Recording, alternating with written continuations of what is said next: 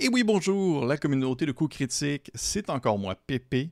Et en fait, c'est un petit message d'introduction pour vous mentionner que vous vous apprêtez à écouter une présentation que j'ai faite devant public lors du festival Draconis le 18 octobre 2025.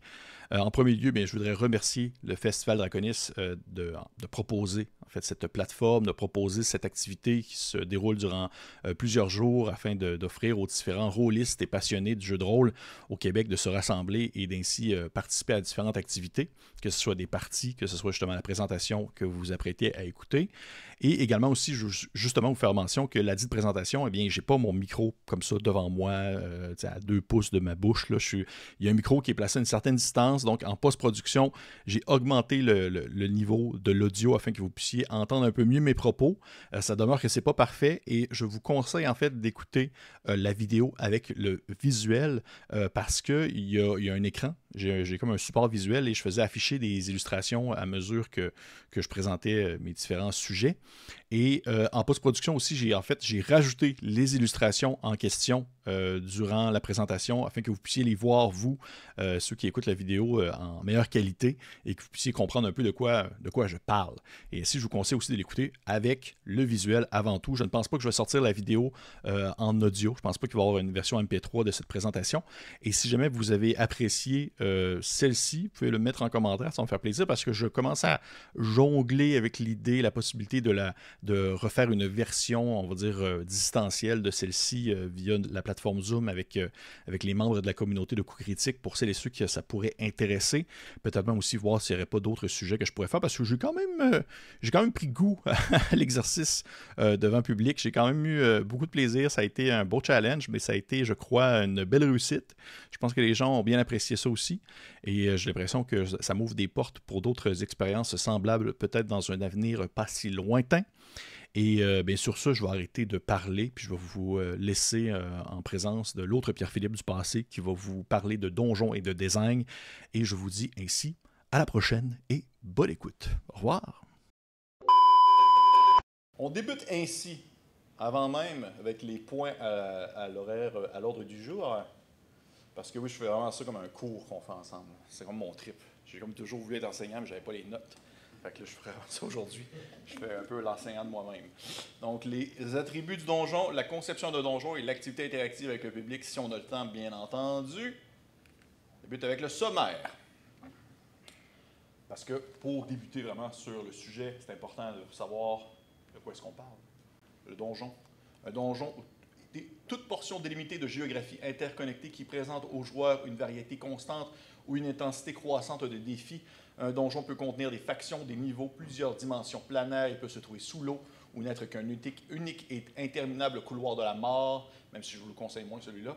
Mais ses principaux paramètres sont qu'il s'agit d'un espace aux frontières définies et abritant une menace persistante.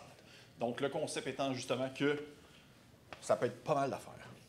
Ça n'a pas besoin d'être juste un paquet de ruines avec un toit sur le dessus et des parois. Ça peut être un château, ça peut être une taverne souterraine, ou même à la limite aussi une taverne à l'extérieur à un certain point. L'idée est que c'est un espace défini, un espace contraint, dans lequel les personnages vont se déplacer et dans lequel ils vont vivre des aventures. Et je sais des fois qu'il va y avoir des idées préconçues sur le fait que les donjons peuvent être des lieux qui sont, disons, comment je pourrais dire, des lieux où on va simplement succéder des combats sans fin, à taper juste des ennemis un après l'autre, comme si de rien n'était. Eh bien, c'est beaucoup plus que ça. Et c'est un peu pour ça que je fais en fait cette présentation-là aujourd'hui avec vous, parce que je veux vous montrer à quel point ça peut être plus que ça, à quel point ça peut être plus que juste des ennemis que vous croisez dans le coin d'une ruelle obscure, puis vous allez devoir frapper pour mettre hors d'état de nuire. Comme le mentionne la sous-description, ça peut être des factions, des niveaux, plusieurs dimensions planaires, ça peut être bien des choses. Et on débute vraiment officiellement avec les 4 donjons. Vraiment avant de rentrer, si on veut, en quelque sorte, dans la conception même du donjon, qui est un peu le cœur de cette présentation-là, je pourrais faire une petite description un peu sommaire de ce qui à quoi pourrait ressembler un donjon de façon, on va dire, classique dans les 4 donjons, ou du moins les 4 façons les plus classiques qu'on peut avoir, qu'on peut mettre en pratique pour représenter un donjon. La première étant le donjon traditionnel. Donc, une étendue entièrement capturée par la carte, les avantages qui permettent une exploration détaillée, un environnement richement décrit, un gameplay tactique. Les inconvénients, c'est que ça peut être long à concevoir si jamais vous avez... Ben, en fait, je serais curieux de savoir un peu à main levée, est-ce que des gens ici, justement, ont déjà eu le plaisir de mettre à l'écrit et de dessiner, illustrer leur propre donjon? Est-ce que vous utilisiez cette technique-là? Grosso modo, ça reste que c'est comme un peu la version de base qui était le plus couramment utilisée, qui est encore aujourd'hui, je crois, le plus couramment utilisé, même si on s'est éloigné de l'espèce de classique bleu poudre, là. Aujourd'hui, on est rendu dans autre chose, mais à une certaine époque, ça reste que c'était vraiment ce qui était le plus mis de l'avant. Le donjon traditionnel représenté par une carte. Mais la twist, c'est que, justement, on peut vraiment pousser plus loin l'idée ou le concept en explorant d'autres formes de donjons, comme étant le fameux donjon point crowd. Où est-ce que là, à ce moment-ci, pour lire ce qui est marqué, ce design permet encore des salles détaillées, mais abstraits. Quelque peu les couloirs qui les relient. On peut refléter la longueur de couloir en définissant le nombre de jets, de rencontres et d'événements aléatoires nécessaires pour la traverser, si c'est vraiment ce que vous souhaitez. Et si l'on prend un format universel d'un jeu de rencontre aléatoire par 10 minutes d'exploration, il est facile pour le maître de jeu de représenter un couloir très long, en prenant en considération que si le couloir est vraiment long, bien, il va y avoir un nombre de rencontres aléatoires définies s'il doit avoir une rencontre aléatoire à tous les 10 minutes. Mais ça, encore une fois, ça reste que c'est une façon de faire qui peut être modulable, qui peut être modifiable, qui est transformable. Ça a l'avantage, comme c'est mentionné, c'est beaucoup plus abstrait. Vous pouvez avoir le plaisir de moduler, modifier, transformer les salles en gardant le strict minimum afin que vous puissiez simplement représenter le tout par des simples ronds et peut-être des images clés, comme on peut voir dans certaines cases. Il y a l'espèce de petit triangle, la petite épée, le petit carré. Le petit en haut, c'est l'espèce de petit trou de serrure avec un X dessus pour marquer qu'elle est barrée. C'est une façon de faire qui peut faciliter, en fait, peut vraiment accélérer, si on veut, la conception de votre donjon, mais qui, par le fait même aussi, va peut-être être un peu moins immersif selon ce que les gens aussi souhaitent avoir. Parce qu'on s'entend que cette version-ci demeure qu'on est très dans le tactique, avec les visuels, les quadrillés et tout ce que ça implique. On peut calculer nos distances et tout. Alors qu'ici, on est beaucoup plus dans l'abstrait et ça demeure plus dans le théâtre de l'esprit. Et là, cette fois-ci, à main levée, est-ce que les gens ont déjà représenté leur donjon de cette façon? Et les gens qui font les deux, levez la main, est-ce que vous préférez plus la version point crowd? Parce que justement, c'est un aspect plus narratif, abstrait. Parce que c'est un habile mélange des deux. OK. Je suis curieux de savoir dans quelle manière. Dans le sens que je prépare des salles Oui. en tactique. Oui. Puis, par contre, où est-ce que genre, les gens vont, ça, je me le fais. Disons, je me fais pas un plan marqué de même, mais Oui. je me donne une idée comme ça. OK, ouais, je comprends. Dans le fond, il y a vraiment comme un focus. Lorsque tu arrives dans une salle, il y a vraiment comme un zoom en quelque sorte sur la salle, où est-ce que là, on a le détail de la salle en question. Oublie pas de répéter les questions, les Oui, commentaires. oui, bien entendu. Merci, Flamme. Monsieur là-bas faisait mention qu'il préférait une version hybride dans laquelle il y avait, oui, une version abstraite pour le déplacement entre les salles, mais lorsque les personnages arrivaient à des salles clés, il y avait en quelque sorte un zoom qui se faisait sur celle-ci, où là, il y avait le détail de la salle qui était présenté qui permettait justement, en quelque sorte, à des combats plus stratégiques, comme on peut le voir dans nombreux styles de jeu. Est-ce que jusqu'à présent, ça va bien? Est-ce que vous aimez ça? Toi, ça va bien. Je t'ai soufflé, mais ça va. Est-ce que je m'en sors bien? Oui. Parfait. Ça arrête de mou. Troisième. Oh! Là, on tombe dans quelque chose. Donjon Flux. Vous avouez que celui-ci, c'est un peu moins... je ne le connais pas beaucoup. Je ne connais pas beaucoup le Donjon Flux. Je ne l'ai pas beaucoup exploré parce que reste que c'est une façon qui est vraiment... comment je pourrais dire ça? Je ne vais pas vraiment rentrer trop en détail sur la façon de faire, qui est basée justement sur un auteur précis qui a commencé à faire les donjons de cette manière-là. Mais en gros, pour dire un peu, pour expliquer rapidement ce que ça veut dire, c'est que les personnages vont souvent se déplacer entre les salles et revenir à des points de départ sur des salles qui ont déjà été déplacées, qui ont déjà été visitées plutôt. Et ces salles-ci, qui ont déjà été visitées, vont quand même être différentes de la première façon qu'elles ont été visitées. Vous comprenez? Donc, c'est vraiment une autre façon de faire que, pour vrai, je vous avoue que c'est vraiment pas la méthode, je dirais, que je prioriserais et que je trouve que ça peut un peu pas nécessairement casser le cerveau pour rien, mais que ça peut, disons, limiter, ou du moins c'est plus typé à certains types de parties ou à certains types d'aventures ou de donjons. Et finalement, la dernière que j'aime beaucoup, mais que je n'ai pas non plus tant exploré que ça, je parle en pratique, il s'agit de le donjon Depth Crawl, ou exploration en profondeur, qui est justement utilisé dans The Stygian Library que j'ai ici. Non, c'est pas celle-là. Ici, je viens de le voir au dos. C'est celle-là ici. Stygian Library qui utilise une méthode, l'autrice en fait du module, utilise une technique vraiment particulière où en fait ça veut vraiment mettre l'emphase sur le fait de descendre dans un endroit qui est vraiment de lancer de façon aléatoire. Donc il y a une logique dans la verticalité du donjon. Plus on descend, plus on le sait qu'on s'enfonce dans quelque chose de dangereux. Plus on descend, plus on le sait que les rencontres qu'on va avoir vont être pires que les précédentes.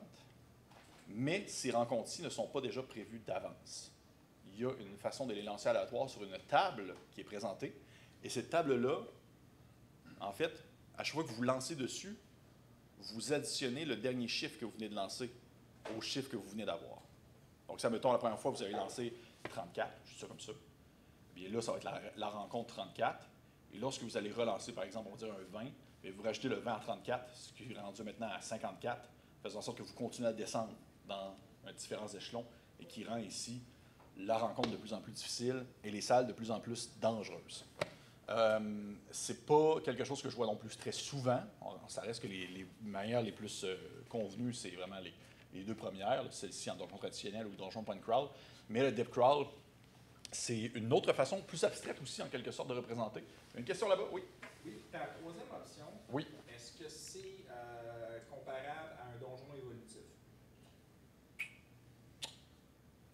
Bonne question. Monsieur me demande si la troisième version, le donjon Flux, est comparable à un donjon évolutif. Oui, on pourrait dire ça comme ça, oui. Oh, oui. Est-ce que tu aurais un exemple à me donner, exemple d'un donjon évolutif que tu dirais qui est publié dans une aventure ou quelque chose comme ça, juste pour me donner une idée? Pas nécessairement quelque chose de publié, mais genre bon, moi je joue au Star Wars, là, fait que ouais. mettons, genre ils sont rentrés à quelque part, ils ont tué les méchants, ils s'en vont à quelque part, l'alarme est sonnée, quand ils reviennent à la place où ils avaient été, ben là c'est rendu avec des Stormtroopers. Ça pourrait s'approcher à ça. Quoique ça aussi, ça vient toucher une autre facette dans la conception de donjon que je vais aborder après lorsqu'on va vraiment rentrer dans le crunchy en quelque sorte. Mais oui, je considère que ça peut rentrer un peu dans cette idée-là où est-ce qu'il y a une résolution quand même à l'événement qui a été en cours, c'est-à-dire où les joueurs ont exploré la salle, sont allés faire quelque chose, il est arrivé un événement déclencheur qui fait en sorte que lorsqu'ils reviennent à la dite salle, il se passe complètement autre chose. Donc oui, à ce sens, je pourrais considérer que ça pourrait rentrer là-dedans. On s'entend que, comme j'ai expliqué tout à l'heure, ça reste que c'est très... c'est pas de la science, c'est pas une science infuse. Là. On est dans des façons de faire, des façons de penser, de réfléchir et de concevoir qui peuvent différer ou être justement, on va dire, personnalisées selon le bon plaisir de l'auteur derrière l'initiative. Mais je considère que oui, je trouve que ça peut bien représenter l'idée. Et pour revenir au donjon Dead Crawl, c'est en plus dans une idée plus proche presque du point crawl, dans le sens où c'est très abstrait, mais on est encore plus dans l'abstrait, alors que les joueurs comprennent que l'histoire avance parce qu'ils sont au courant des chiffres qu'ils ont. Ils savent qu'ils sont rendus au 54, par exemple, mais ils ne savent pas nécessairement jusqu'à quel point ça descend. Ils ne savent pas non plus jusqu'à quel point, s'ils reviennent sur leur pas, est-ce qu'ils vont revenir à 54? Probablement, ça dépend en fait de l'aventure. Dans Stygian Library, pas nécessairement. Dans d'autres contextes, ça peut être les chiffres qui vont se répéter. Ça, mettons, ils sont à 54 et ils reculent d'une salle, ils vont revenir à 34, par exemple. Les 4 donjons. Ça, je voulais en parler. Avant de vraiment rentrer quand même, pour faire un peu le saut à ce que je mentionnais sur le fait que ce n'est pas des sciences infuses, ça reste qu'il y a certaines personnes dans le milieu du jeu de rôle qui ont été très marquantes dans le concept de la conception de donjons, dans la création de donjons et même dans le design, et des idées qui ont été réutilisées, qui ont été en quelque sorte aussi modernisées avec le temps. Et je voulais au moins mentionner 2 personnes qui, je trouve, sont des bonnes références en la matière, si jamais vous êtes intéressé à creuser un peu plus en détail, ou du moins approfondir vos lectures et vos recherches concernant le sujet. Les modules, en fait, de Janelle Jacques, qui a écrit pour RTS, entre autres, qui a vraiment conçu une façon de faire qui a été révolutionnaire dans son idée de donjon pour enlever toute linéarité, enlever tout le concept d'un donjon qui est un peu, on va dire, qui va juste se répéter d'une salle à une autre. Elle a vraiment inventé quelque chose qui aujourd'hui pourrait se décrire comme étant, souvent on va dire, un donjon qui est jackways, un donjon qui a été jackwaysé presque. Je ne sais pas trop comment est-ce qu'on pourrait dire en français, là. Mais une méthode comme quoi, je vais en reparler tout à l'heure aussi dans les différentes conceptions, mais c'est quelque chose, ce qu'elle a créé, c'est aujourd'hui réutilisé à moult sauces, à moult conceptions et dans plusieurs donjons différents. Donc justement, si jamais vous avez l'occasion de lire Dark Tower, il y a ici la nouvelle version qui était sortie par DCC, qui est un excellent exemple, un gros donjon qui fait preuve justement d'une belle inventivité et un beau renouvellement à mesure qu'on l'explore, malgré le fait que c'est un vieux donjon, malgré le fait que c'est une vieille affaire avec des clichés, des classiques qu'on connaît aujourd'hui. Si vous explorez le donjon-là, il va tout le temps avoir des petits moments où vous allez être surpris de ce qui se passe dans la partie parce que justement, il y a une belle conception qui va toujours un peu renouveler l'expérience en jeu. Et deuxième nom aussi que je voulais mentionner parce que je trouvais ça important également, plus moderne, je voulais encore avoir un classique, et plus moderne, justement, Ben Milton, qui est de la chaîne Questing Beast, si jamais vous ne le connaissez pas, qui fait des super belles présentations du monde old school, et qui est aussi très dynamique dans ses créations. Il n'y a pas beaucoup sorti d'affaires nécessairement en termes d'aventure, mais celles qui ont sorti, les aventures qu'il a publiées sont restées très marquantes et qui peuvent être d'excellents exemples de donjons à étudier, dont justement The Waking of Willoughby Halls, qui est ici aussi également, qui est une aventure qui est parfaite, en fait, je vous dirais, dans un contexte de... Comment je pourrais dire ça? Un contexte d'un tout. Vous ne rentrez pas ça nécessairement dans une campagne, vous faites cette aventure-là, point barre, pour pouvoir la vivre et l'expérimenter. Et ça vous permet de vraiment découvrir un peu ce qu'il propose en termes de donjon, où est-ce que le concept, en gros, juste pour vous le dire, c'est des voleurs, vous incarnez des voleurs, vous rentrez dans un donjon, parce que vous vous faites poursuivre, en fait, par un géant. Et toute la partie, en fait, le géant se trouve autour, en fait, du donjon. Et il peut souvent interagir avec vous d'une façon ou d'une autre en essayant d'influencer, en essayant de rentrer ses mains par des trous, des choses comme ça. Alors que vous, à l'intérieur de la place, eh bien, vous tombez sur d'autres menaces et d'autres dangers. Fait que là, vous devez évaluer sur qu'est-ce qui est plus dangereux. Est-ce que c'est le géant qui est à l'extérieur ou est-ce que c'est genre les fantômes qui nous attaquent depuis l'intérieur de ce lieu maudit? C'est à vous de voir. Super beau donjon. Tu as joué, Yannick, à ça? Non, je le conseille. Excuse-moi, c'est quel système de jeu? Ça, c'est Nave. Okay. Nave, qui est un système de jeu... mon Dieu, excuse-moi, Flamme, je me suis genre accoté sur le micro comme si j'avais pas de lendemain. J'ai fait un bruit. Là. Un peu plus pigeage. Ouais, excuse. C'est un système des vins que j'aime beaucoup. J'aime vraiment beaucoup, mais c'est très bare bones, dans le sens que c'est la base. Ça peut pas avoir plus base que ça. C'est les 6 caractéristiques. C'est pas mal ça. Tu as tes 6 caractéristiques, tu as ton équipement, tes armes et tout ça. Et c'est un rollover, donc lancer le plus haut possible. Et ça reste que c'est vraiment comme un donjon très, très filtré. Là. Les personnages sont pas très cool. Ils n'ont pas de pouvoir vraiment, ni rien de ça. Puis la magie, c'est universel dans le sens que c'est des parchemins que les gens peuvent trouver et lancer, n'importe qui peut les utiliser. Très cool. Moi, j'aime beaucoup, mais pour des aventures courtes, comme justement Willoughby Halls, je trouve que ça le fait très bien. Ensuite, OK, on commence. Les attributs. J'ai mis une note ici. Les attributs de donjon. C'est marqué là. Mon Dieu, je vous change les lunettes. Un bon donjon possède un objectif clair, offre une véritable liberté d'action aux joueurs et présente une écologie ainsi que des habitants cohérents. Ça, c'est un peu comme tout le résumé en fait de ce que je vais vous expliquer là. Être non linéaire, comporter plusieurs chemins, des dangers environnementaux et une raison d'exister autre que celle d'être simplement un lieu à piller. En fait de compte, il doit offrir une expérience mémorable et captivante, riche en choix significatifs, conséquences et exploration. OK, on commence avec la conception du donjon. Vous allez voir, c'est comme un peu les attributs du donjon vont se diviser en plusieurs sous-catégories. La première étant la conception du donjon. On dit un but clair. Un but clair dans le sens que l'objectif de ce donjon-là doit être compris par les personnages, ou du moins par le maître de jeu de prime abord, dans le sens où il faut savoir un peu où est-ce qu'on s'enligne avec ce donjon-là. On ne peut pas juste commencer à concevoir notre donjon sans se dire pourquoi est-ce qu'il existe, à quoi est-ce qu'il sert et à quoi est-ce qu'il a servi plutôt. Parce que le donjon peut être un lieu qui était autrefois utilisé, mais qui maintenant aujourd'hui n'est qu'un tas de ruines. mais ça demeure qu'il a déjà eu une utilité, ce qui rend son but clair. On veut connaître à quoi est-ce qu'il sert, pourquoi est-ce qu'il est là, à quoi est-ce qu'il a déjà servi, pourquoi est-ce que les aventuriers vont aller à l'intérieur de cette place-là, qu'est-ce qu'ils vont y trouver. Bref, on comprend un peu l'idée. Structure non linéaire, on évite un parcours unique et rectiligne dans le sens que, et là vous allez voir tantôt, je vais vous montrer un exemple. Là. Puis je me rappelle, j'ai déjà fait souvent ces erreurs-là, puis je le vois en pratique. J'ai des souvenirs de lorsque je le mettais en pratique, à quel point c'était extrêmement plate à vivre. Une situation où est-ce qu'imaginez, là, vous arrivez dans une salle, vos personnages arrivent dans une salle, et là, il y a 6 portes. Et là, ils prennent une première porte, puis c'est une salle, mais c'est un cul-de-sac. Fait que là, ils reviennent à la salle principale, ils prennent l'autre porte, puis c'est encore un cul-de-sac. Mais il y a des choses quand même dans les salles qui rouvrent. Mais ça fait en sorte qu'ils reviennent tout le temps à la même salle. Et ça vient couper beaucoup le rythme, ça vient faire en sorte que c'est d'un ennui total. Et on vient un peu dans le mode automatique, où est-ce qu'on fait, OK, on va à l'autre salle d'après. On va à l'autre salle d'après. Ah, OK, il se passe ça, on va dans l'autre salle d'après. Et ainsi, on tente d'avoir une structure non linéaire où il va avoir des formes variées aussi, pour la même façon où est-ce qu'on ne va pas juste avoir des salles de 20 pieds par 20 pieds, vraiment comme un carré parfait, tout dépendant, bien entendu, de quelle est l'origine du donjon en question. Si c'est une caverne naturelle, ça peut être dans tous les sens, on s'entend.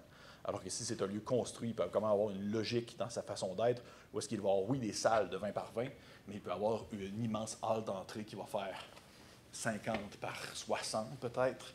Ça reste que c'est très personnalisable. Des choix significatifs. Je vais voir qu'est-ce que j'ai marqué pour ça. OK, ouais. Moi, c'est ça.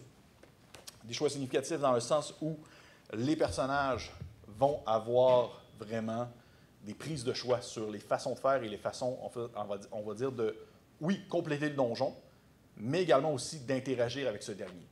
Dans le sens où, je vais aussi y revenir tout à l'heure également, c'est un peu un melting pot de plein de choses, mais j'en prends des petits morceaux ici et là à chaque fois, dans le sens où les personnages doivent avoir le plaisir de se dire « OK, gang, on a le choix, là. On va-tu comme tuer telle faction ou on va plutôt piller telle autre faction? Est-ce qu'on va reculer parce qu'au final, on voit que l'intérêt n'est pas tant là? Ou est-ce qu'on continue d'explorer pour aller découvrir les secrets qui étaient cachés plus au fond de la vieille salle d'alchimie abandonnée? Juste avoir le choix, en fait, de faire autre chose que juste avancer puis d'aller d'une salle à une autre. Excuse-moi, Sébastien, est-ce que je t'ennuie? Je vois que tu... Il vient de me prendre. D'ailleurs, je l'ai mentionné tantôt, là, je suis TDA. Si jamais vous faites des choses, ça se peut que je le remarque puis que je vous regarde. Si jamais des gens quittent la salle, ça se peut que je le remarque aussi. Fait que, ça se fait que je bug, je fasse comme... Fait que, je sais pas, j'imagine que... Gabi, j'imagine que Philippe va arriver à un moment donné. Philippe, il vient pas? Je pensais qu'il venait. Ah, OK, même pas. Je pensais qu'il venait à l'arrivée, ça allait me bugger complètement. Là. Je m'attendais, puis tantôt, je n'arrêtais pas d'attendre de me voir arriver. Parfait.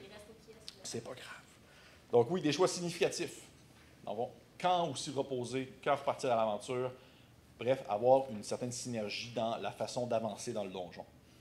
Et finalement, des salles interactives, c'est-à-dire comporter des éléments fixes, mais également aussi des opportunités d'interaction.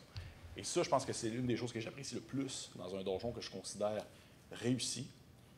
C'est-à-dire que vous rentrez dans une salle. Je vais prendre par exemple,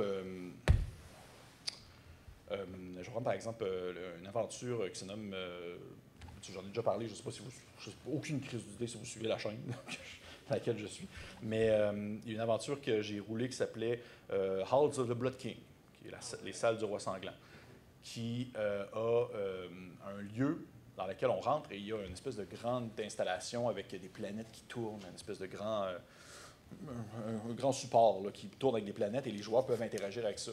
Et c'est le genre d'élément que je trouve vraiment intéressant parce que d'un côté, ça pousse nos joueurs à faire autre chose que justement juste se battre ou avancer. Il y a une interaction, c'est quelque chose de vivant. Le lieu a l'air d'être vraiment habité ou du moins d'avoir servi à quelque chose, ce qui revient un peu aux autres points. Mais également aussi, ça permet d'en apprendre plus sur l'endroit et de faire des hypothèses sur l'endroit, de faire des hypothèses sur l'objectif de l'endroit, à quoi est-ce que ça sert. Parce qu'on s'entend qu'il y a un concept que j'ai déjà abordé dans d'autres circonstances qui se nomme l'environnement collaboratif, ou plutôt l'environnement évolutif aussi, ou l'environnement narratif, tout dépendant à quelle école vous êtes, là, ça dépend vraiment. Là. Et c'est le concept où est-ce que l'environnement autour des personnages va décrire l'histoire sans que ceux-ci aient besoin de discuter verbalement avec quelqu'un. Il ne va pas avoir une créature qui va leur dire « Ah oui, monseigneur, Cet endroit a été construit il y a 200 ans par telle personne et paf pouf et tout. À un certain point, dans un donjon, tu ne vas pas toujours croiser des gens avec qui tu vas pouvoir interagir. Donc, il doit avoir des façons d'en apprendre plus sur l'endroit, autre que juste discuter de vive voix avec du monde. Donc, ainsi, des salles interactives permettent ça, permettent d'en apprendre plus sur l'endroit, ou du moins de faire des hypothèses sur l'endroit, parce que peut-être qu'on n'a pas la réponse non plus à cette question-là, sur à quoi servait cette zone-là dans laquelle on se trouve, ou c'est quoi les limites ou les possibilités de cette zone-là dans laquelle on se trouve. Est-ce que ça va? Je ne vous ai pas perdu? C'est intéressant? Oui. Parfait. Je vous pose sur la question. Je suis quelqu'un de confiance en moi. Les attributs d'un donjon, l'écologie d'un donjon. Je veux que les gens prennent des notes, c'est bien. L'examen tantôt. Hey, d'ailleurs, c'est vrai, je n'ai pas oublié, t'as un peu. Je sais, j'ai mis ça. Non, je ne les ai pas reçus. C'est niaiseux un peu. Je vais les recevoir après. C'est sûr que je fasse avec ça. J'avais fait des macarons. Non, je vais faire tirer parmi les gens présents un petit donjon comme ça. Ouh. Donc, si vous êtes ici, à la toute fin, vous allez peut-être gagner ce petit donjon-là. Si vous partez avant, vous ne l'aurez pas.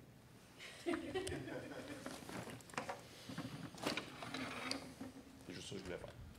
OK. L'écologie du donjon. Est-ce qu'il y en a qui savent un peu de quoi je parle quand je dis écologie de donjon? C'est très sélectif. Comment? C'est très sélectif. C'est-à-dire? Les gobelins, tu les compostes là. Les gnolls, tu les compostes dans le bac là. C'est pas ça l'écologie? À un certain point, ça pourrait l'être, je pense. Mais, OK. C'est comme dans le dungeon Meiji, là, tu sais, quel monstre reste à quelle place, puis qui c'est qui mange quoi. On est un peu là-dessus, oui. Dans le sens que c'est une version, la façon un peu logique dans la façon que le donjon fonctionne. Dans la façon où est-ce que tu dis, justement, s'il y a des créatures qui vivent là, ils doivent se nourrir de quelque chose. Ils doivent utiliser quelque chose pour vivre au quotidien. Tu trouves une porte, tu sais, des fois, l'espèce de cliché, je sais pas si vous avez déjà vu des bandes dessinées de ça, la personne ouvre une porte, puis elle rentre dedans, puis la porte, elle arrive là. De l'autre côté, c'est une salle, il y a genre un monstre d'à peu près 40 pieds, puis là, tu fais comment est-ce qu'il est rendu, comment est-ce qu'il est rentré là. Ça revient un peu à cette question-là. L'écologie du donjon, c'est... Mais en même temps, l'écologie du donjon, c'est important, mais c'est aussi à quel point vous voulez mettre l'accent là-dessus, parce que c'est aussi très bien de juste se dire, on met ça à la poubelle, puis on laisse de côté tout ce qui touche à une version logique de la conception même du donjon. C'est vraiment à vous de voir ce que vous souhaitez prioriser, mais si vous souhaitez vraiment avoir une écologie logique, c'est-à-dire posséder un environnement qui est cohérent en lui-même, il doit exister dans le fond une source de nourriture, un endroit pour se reposer, un endroit justement pour les déchets, pour le compost, monsieur a mentionné, plein de situations comme ça qui font qu'il doit y avoir des lieux logiques à l'endroit où est-ce qu'on se trouve. Et c'est dans un... J'essaie de voir. En même temps, il y a des limites. J'essaie de réfléchir. Je si j'ai un donjon où est-ce que les personnages sont tombés comme sur les toilettes ou de quoi de même, mais non, pas vraiment. Non, c'est ça. Mais ça pourrait arriver. Tu vois, Dave, as-tu un exemple? Mais le pire, c'est que je pensais, puis je me rappelle. Mais le pire, c'est que je pensais, puis je me rappelle qu'il y a un donjon de Nave que j'avais fait qui avait des toilettes dans une place. J'ai tant le flash du film Dog. Oui. Avec le monstre de marde, là. Ouais, je me dis, ça se menait pas. Oui. Tu voulais juste qu'on enregistre le fait que je dis monstre de marde en vidéo. Parfait. Attends, excuse-moi, j'ai pas entendu, t'as dit quoi? Non. Non. Mais le pire, c'est que, tu y repenses, puis je sais pas si tu te rappelles, Dave, on a fait ensemble, on a fait une fois une partie de Nave, puis vous aviez ouvert une porte, puis c'était genre une remise. C'était genre, par exemple, il y avait un balai, puis il y avait comme les objets pour nettoyer la place. Pas souvenir, moi je m'en rappelle. Puis ça faisait un peu partie de cette espèce de logique-là dans le concept même du donjon, parce que c'était un lieu qui était habité. Parce qu'on s'entend, si c'est une caverne naturelle, il n'y aura pas de toilette, là. Il n'y aura pas de... on y va avec la logique, mais c'est selon à quel point je voulais mettre l'emphase là-dessus. Donc, un monstre dans une toilette, ça serait un excrément. Ah, wow, shit! Je vais m'en rappeler, par exemple. Je vais t'interdire au micro. Non. Non, ça va rester entre nous autres. Non, un micro pour la salle? Non. Ça va rester entre nous. Ensuite, comme on le mentionne, les habitants cohérents, donc des habitants qui sont logiques de trouver dans cette aventure. Et là, je pense que c'est un peu là-dessus que je vais souvent diverger avec les vieux modules, parce que je suis un gars qui aime beaucoup les vieux jeux, les vieilles aventures qui ont été remis au goût du jour, que ce soit justement Dark Tower, ou des aventures qui sont récentes, mais qui ont un feel et un mood vieux jeu comme justement Willoughby Hall. il y a quelque chose où est-ce que j'ai une cassure à ça, c'est que des fois, il y a des aventures, je ne sais pas si vous avez déjà arrivé, que vous lisez un peu les rencontres aléatoires possibles que les personnages peuvent avoir dans le lieu où est-ce qu'ils se trouvent. Et quand vous lisez ça, vous faites, ben, ça n'a aucun sens. Pourquoi est-ce qu'il y aurait genre un des 4 chiens dans une caverne à genre 20 km en dessous de la Terre? Ça n'a aucun sens. Donc, à ce sens-là, moi, il y a petit quelque chose où est-ce que mes rencontres aléatoires, j'essaie de justement mettre une certaine emphase pour que les habitants soient cohérents dans l'endroit où est-ce que les aventuriers s'aventurent. Ça se dit dégueulasse comme phrase, ça. Mais on comprend ce que je veux dire. Les aventuriers s'aventurent dans un endroit où est-ce que les créatures ont une logique de s'y trouver. Et là, encore une fois, c'est différent selon la zone ou l'endroit que vous voulez faire. Je suis curieux de savoir un peu, à main levée, est-ce que, justement, un donjon, par exemple, est-ce que vous avez comme une réflexion par rapport à une aventure préécrite qui a été conçue, qui a été publiée, que vous avez faite? Ça, c'était vraiment un Christi de bon donjon. Vraiment comme ça, c'était un donjon qui était le fun, mais vraiment donjon. Donjon, donc, dans le deuxième de TCC, là, Mer sans étoiles. Navigateur sur une mer sans étoiles. C'est vrai que c'était un bon donjon. Qui était logique aussi dans sa manière de faire. Qui était logique. Ouais, il y avait quand même une pyramide sur l'eau à la fin. Avec Oui. un monde dessus, que je me dis que c'était beaucoup de bateaux. Oui. Mais dans l'ensemble, ça me dérangeait. Oui. Mais en même temps, tout c'est intéressant parce que DCC repose justement sa façon de faire sur on va dire, la surdose de tout. C'est tout le temps tout. Là. Il y a tout le temps beaucoup de choses. Là. Ça Il y a 3 entrées. Oui. Il y en a un qui est le classique par en avant. Il y a un côté qui a un roi gelé. Oui. Puis à l'autre bord, il y a un trou géant qui Oui. vient de faire nulle part. Oui. C'est là que mon frère a essayé de rentrer quand j'avais fait avec lui. Il est mort. Il est mort. C'est sûr. Mais oui, effectivement. Est-ce qu'il y en a d'autres comme ça? Je serais curieux de savoir. Oui? Ben, à la fin du. Je trouve les aventures de Mogbog à la fin de leur livre officiel sont tout le temps des bonnes intros, comme le donjon à la fin de Mogbog, mais pareil dans Cyborg. À la fin, il y a un heist dans un. Qui est un donjon, ouais, qui est un donjon. Ben oui. Un heist dans un casino. Ben oui. Qui est vraiment un donjon. Ben oui. Je trouve que c'est un très bon exemple d'un donjon qui va défier la logique. Pas la logique, mais l'espèce d'image préconçue qu'on se fait de donjon comme étant un lieu fermé, froid et austère, alors que c'est dans un casino, mais ça reste que c'est un endroit fermé qui représente son danger, qui représente aussi une succession d'événements qui va de pire en pire à mesure qu'on avance, qui va de plus en plus difficile. Oui, très bon exemple. Très bon exemple. Et aussi, dans l'écologie, les factions internes. Et ça aussi, c'est un point que je trouve vraiment cool. Et pour faire encore écho un peu à Halls of the Blood King, que j'avais animé, une aventure qui se déroulait dans un château avec des vampires. Et c'est des vampires qui sont là depuis vraiment longtemps. Et de ce fait, au fil des années, il y a quand même une certaine bisbille qui s'est créée entre eux. Et ainsi, il y a des vampires qui ont commencé à conspirer contre le roi en place, qui est comme un peu le roi du château, le roi des vampires. Et les factions dans les donjons permettent justement à une certaine facilité de roleplay, permettent aussi à créer des liens entre les personnages, à créer des alliés, des potentiels ennemis. Bref, ça encourage, on dirait, à mettre de l'avant les personnages qui sont peut-être un peu plus tournés vers le social, le charisme et autre chose du genre, à la façon d'un barde et autres. Alors que des fois, justement, on peut avoir l'idée préconçue qu'un donjon va être un endroit qui tu ne te portes pas un barde ou tu ne te fais pas un... je ne sais pas trop c'est quoi les autres classes là, qui sont beaucoup orientées juste là-dessus, là, mais tu ne te portes pas un personnage qui est uniquement social, vous n'allez pas vraiment trouver votre plaisir, mais il y a quand même une façon de faire. Et je trouve que cette aventure-là, précisément, si vous l'avez lu ou si vous avez écouté la partie qu'on avait faite, c'était vraiment très bien fait pour ça. Il y avait énormément de roleplay, il y avait énormément de possibilités d'échange, d'interaction avec les personnages, puis les personnages avaient beaucoup l'occasion de justement mettre de l'avant autre chose que leur point ou leur magie. Il y avait vraiment la possibilité d'interagir dans des factions internes qui étaient cohérentes dans le contexte, qui étaient cohérentes dans l'écologie du donjon. C'était des vampires entre eux qui s'astinaient, dans un château de vampires. Fait que, on s'entend. Parfait. Donc, rendu à combien de temps, Flamme? Ah, il est 15h42. Tabarnak. OK. On continue. Moi, ça va bien. J'avais peur. J'avais dit, il y aurait une demi-heure sur le monde qui commence à sortir. Ça va mal. Et l'expérience autour de la table. Bien entendu, dernier point, l'expérience autour de la table. Parce que oui, Dieu sait, c'est le fun de se faire un donjon.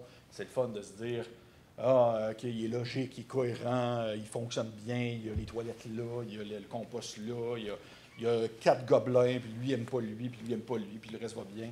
Mais est-ce que c'est le fun pour les gens qui jouent? Pas nécessairement. Ça reste que c'est l'aspect le plus pertinent à prioriser. Je vois Yannick qui hoche la tête comme ça. Tu as un exemple à me partager, Yannick? Il y a beaucoup de, je n'ai pas d'exemple précis, mais il y a beaucoup de donjons où justement c'est avance sur des monstres, avance sur des monstres. Les personnages savent qu'il faut qu'ils trouvent la clé magique, l'objet magique, puis tu continues jusqu'à ce que tu aies trouvé, puis là tu as trouvé, puis c'est comme yeah! Puis là on sort, puis il se passe rien parce que tu as tué tout le monde jusqu'à la fin. Ça rend ça très beige, ou du moins tu sais comment l'histoire va finir avant d'entrer dans le donjon. Fait que la prise de risque, l'expérience, souvent, je trouve que c'est la partie la plus importante. Oui, je suis absolument d'accord. Puis c'est intéressant parce que l'exemple que tu mentionnes vient justement, je vais voir si ça marche encore, vient justement avec le fait que tu vas vouloir créer une structure non linéaire à ton donjon en faisant en sorte que les personnages vont peut-être pouvoir sortir du donjon sans nécessairement repasser par les mêmes endroits. Parce que ça reste que c'est une des choses aussi qui est très importante, c'est de se dire à quel point est-ce qu'on peut vraiment se déplacer sans vraiment tout le temps revenir au même endroit ou à la même zone. Là, j'en fais souvent mention. Là, encore une fois, Halls of the Blood King, il y avait 4 façons d'entrer dans le château, puis il y avait 4 façons de rentrer dans la salle principale au centre. Dans le sens que les personnages pouvaient vraiment se déplacer dans toutes les salles possibles sans jamais revenir au même endroit et faire le tour au complet. Il y avait même, il y a tout le temps une façon de faire. Puis oui, effectivement, je suis absolument d'accord avec toi que ça fait partie des éléments qui sont... non, pas ça tout de suite. Ça fait partie des éléments où est-ce que le plaisir autour de la table est à prioriser avant tout, même au-delà de la logique même du donjon, même si vous vous dites « Hey, je veux vraiment avoir le donjon le plus écologique possible, qui fonctionne le mieux, là, qui soit le plus tight dans sa façon de faire », si ça vient gâcher l'expérience autour de la table, à quoi bon jouer ce donjon-là à un certain point? Donc ainsi, l'expérience autour de la table, c'est-à-dire la prise de risque dans le concept où est-ce qu'on se dit qu'est-ce qu'on peut faire pour que les personnages, pour que les joueurs plutôt, aient le goût de continuer le donjon, au-delà du simple fait de juste avancer puis tuer des créatures. Dans le sens où, est-ce qu'ils ont du plaisir à continuer ce donjon-là, ou c'est juste emmerdant parce que c'est une succession d'ennemis que tu fais juste bâcher dessus de même sans cesse. Donc, il faut trouver la raison qui fait en sorte que les personnages ont le goût d'en savoir plus. Et ça, souvent, ça peut passer soit par, ça dépend bien sûr de la table, ça dépend tout le temps des joueurs avec qui vous jouez, mais ça peut passer par l'appât du gain, ou est-ce que tu as des personnages, moi je sais, j'ai déjà joué avec du monde que ils avaient tout intérêt à vouloir finir le donjon parce qu'ils savaient qu'ils allaient pouvoir trouver des objets magiques qui allaient leur permettre aux personnages d'être plus puissants. Ça peut être tout simplement le mystère du donjon, alors que certaines personnes apprécient beaucoup le simple fait de découvrir les secrets d'un endroit. Moi, je sais que c'est ça. En termes de joueurs, c'est vraiment ça qui me stimule le plus. C'est ça qui me donne le goût d'avancer dans un donjon, c'est quand je découvre l'endroit et que je découvre un peu son histoire. À quoi est-ce que ça servait? Alors qu'à mesure qu'on avance, à mesure qu'on apprend un peu plus sur pourquoi est-ce que cet endroit-là existe. Ça peut être ça. Est-ce qu'il y en a d'autres qui ont d'autres exemples à donner? Je serais curieux de savoir si vous avez des idées en tête de ce qui vous pousse, vous, en tant que joueur, et même pas en tant que personnage, je dis vraiment en tant que joueur ou joueuse, à avancer dans un donjon. Est-ce que c'est le simple fait de passer un bon moment entre amis? Ça peut être ça aussi, là, parce que ça reste que, pour plusieurs personnes, ça reste ça. Il y a de quoi dans le fait que je peux être vraiment curieux de savoir qu'est-ce que... Je sais pas si vous avez lu Labyrinthe. J'ai vu le film avec Jennifer Connelly. Le jeu de rôle Labyrinthe. Tu roules un D6, savoir que tu avances à combien de pages. Ouais. Tu as des trucs originaux là-dedans. Des fois, c'est juste genre, il y a un nid d'oiseau, l'enjambe. Il y a des affaires vraiment originales là-dedans. Puis je suis vraiment curieux des fois de savoir comment tu as fait pour faire un donjon avec 75 pièces différentes. Surprends-moi quand c'est. Je comprends. Dave, c'est ça qui. Oh oui, je comprends. Surtout que c'est particulier parce que, en fait, pour les gens qui nous écoutent en audio, il faut que je répète, c'est vrai. Dave a fait. Dave est mort, Papa DM d'ailleurs. Papa DM. Yes. Dave est mort, Papa DM. Fait mention du fait que, par exemple, le jeu de rôle de Labyrinthe, qui est adapté du film, je ne me trompe pas, c'est celui-là. Le jeu de rôle de Labyrinthe, lui, ce qui le motive, c'est de comprendre, de voir un peu l'imagination, pas l'imagination, mais la créativité derrière la conception du donjon, si je peux bien transposer tes paroles. C'est bien ça.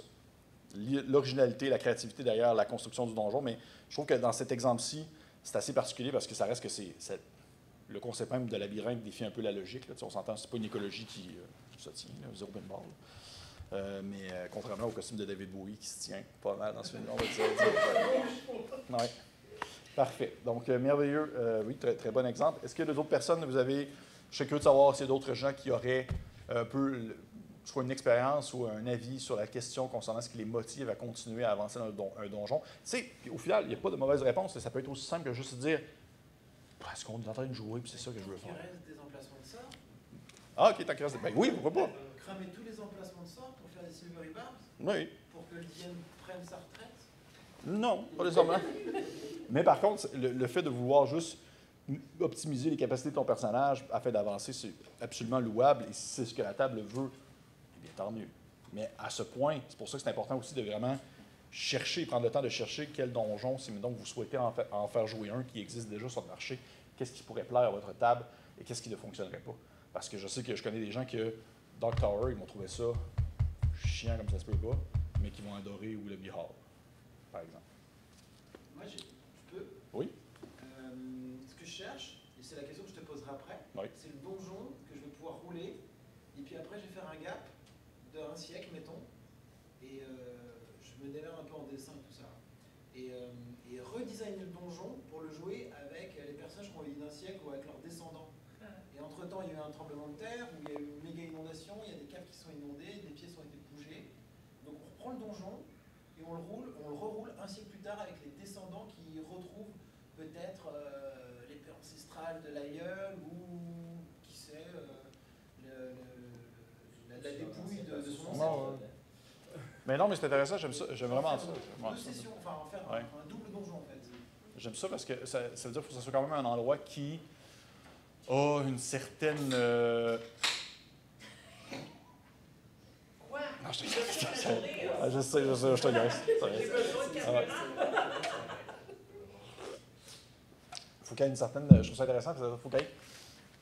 À ce sens-là, il faut qu'il y ait une raison. Puis il faudrait quasiment qu'il y ait une table aléatoire d'événements qui pourraient avoir influencé le donjon au fil des années d'ici à ce que les autres personnages arrivent à l'intérieur. Fait qu'il faudrait que ce soit presque un donjon que les premiers personnages qui rentrent le complètent complètement, que ce soit vraiment fini, mais qu'autour du donjon, il y ait des possibilités de choses, que ce soit des créatures, que ce soit des événements naturels ou autres, qui viendraient influencer le lieu en question pour y redonner en quelque sorte une seconde vie 100 ans plus tard. Mais c'est intéressant, j'aime ça. Si je joue la mission et la malédiction ou la prophétie machin a lieu, et un siècle ou deux plus tard, on va résoudre la merde que la précédente équipe a causée.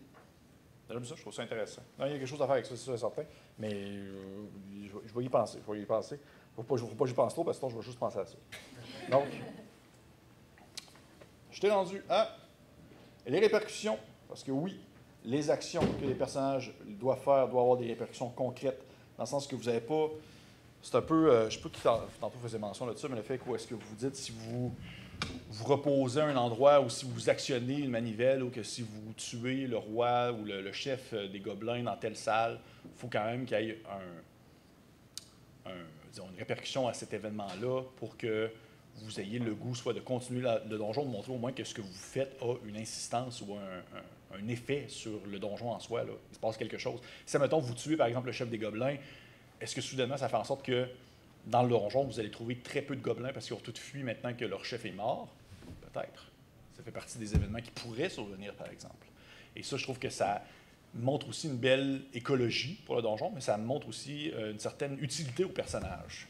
Ce qu'ils font a une insistance, a un effet, un impact. C'est pas juste, comme tantôt, Yannick, tu disais, tuer des monstres un par-dessus. Je vais tout le temps te prendre un exemple. Yannick, tantôt, il disait ça. Tuer des monstres un après l'autre. Il faut qu'il y ait vraiment une répercussion sur les actions qu'on fait. Et bien entendu, récompense et secret. Où est-ce qu'on se dit qu'on a la réponse à la question sur le donjon? On a la réponse à pourquoi est-ce que le donjon est là, ou on a, bien entendu, l'objet magique qui se trouve à la fin du donjon qu'on souhaitait vraiment avoir. Ça peut varier encore une fois d'un donjon à un autre, d'un objectif à l'autre. Si on prend par exemple Willoughby Hall, ben, ça reste que les personnages veulent sortir de là vivant, là, on s'entend. Mais il y a aussi, par exemple, on le voit en Lando, il y a une oie magique qui pond des œufs en or. Et on veut vraiment avoir cette oie-là. Donc, ça reste que c'est aussi la finalité de ce donjon-là, c'est de trouver l'oie qui se déplace dans le donjon et qui s'enfuit. Ça, c'en est une par-dessus l'autre. Et ça aussi, ça dépend, bien entendu, de la table avec laquelle vous jouez. Comme par exemple, Flamme, toi, je te pose la question. Toi, en tant que joueuse, qu'est-ce que tu aimes en tant que joueuse, en tant que finalité pour un donjon? Est-ce que c'est plus l'histoire du donjon ou c'est plus la possibilité de pouvoir faire développer ton personnage de façon mécanique ou autre? Personnellement, j'aime devoir être créative. Donc, j'aime rentrer dans des environnements originaux Mhm. où est-ce qu'il n'y a pas nécessairement de solution prédéterminée. Donc, tu sais, moi, tu rentres dans une pièce, tu fais un roulement pour savoir si tu trouves un passage secret, ça, j'aime pas. Mais comme dire, tu penses qu'il y a peut-être un passage secret ici, puis tu dois regarder l'environnement, puis essayer de... Donc, vraiment, ou encore juste, il faut passer de l'autre côté, mais c'est un pont écroulé. Comment vous arrivez à passer de l'autre côté sans utiliser tous vos sorts, sans tout utiliser? Donc, qu'est-ce que vous allez faire? Donc, j'aime Faire preuve de créativité. faire preuve de créativité. Ouais. Sortir, dans le fond, de l'adversité. Ben, écoute, on est les deux là-dedans. J'aime énormément ça, mais c'est drôle parce qu'on n'aime pas nécessairement les mêmes jeux. Non. Pas du tout, mais on a quand même le même objectif à ce niveau-là. Puis je comprends très bien ça. Et il y a aussi un point, la cohérence thématique, j'en ai parlé tout à l'heure, beaucoup sur le fait d'avoir un thème clair et cohérent, ça influence aussi le plaisir des joueurs. Je ne sais pas si vous avez déjà vécu ça, mais un donjon, même à la manière aussi, ou même de façon plus générale, une partie où que plus vous jouez, moins vous comprenez ce qui se passe. Puis au final, éventuellement, vous allez juste perdre intérêt à la partie en cours. Il y a beaucoup de donjons qui sont malheureusement faits de façon à ce qu'on avance, puis on n'a pas plus de réponses à nos questions, et ça fait juste ajouter de la confusion à ce qui se déroule en jeu et qui fait en sorte que les personnages sont de moins en moins intéressés à continuer à avancer. Bien, les personnages, mais aussi les joueurs et les joueuses autour de la table. Donc, garder l'intérêt, avoir un thème fort, cohérent, mais clair. Tu sais, rapidement, on sait dans quoi on s'embarque. Rapidement. On sait dans quoi on s'embarque. Un fantôme. Il y a des fantômes, il y a un géant. Il y a une oie qui pond des œufs. Alors, on sait dans quoi on s'embarque. Et il y a un point qui n'est pas mentionné sur mon PDF, parce que je l'ai changé à la dernière seconde, qui est... Oui. Ben, moi, et le truc que j'aime des donjons, c'est de ne pas comprendre ce qui m'arrive. Fait que là, je trouve ça drôle de dire, faut que ça soit clair, mais j'aime le bout où je comprends pas. Mais tu comprends. Ça va être clair plus tard, mais ce que j'aime du donjon, c'est de ne pas comprendre ce qui se passe. Puis j'aime le fait d'être surprise, de ne pas voir les choses venir, de ne pas les deviner.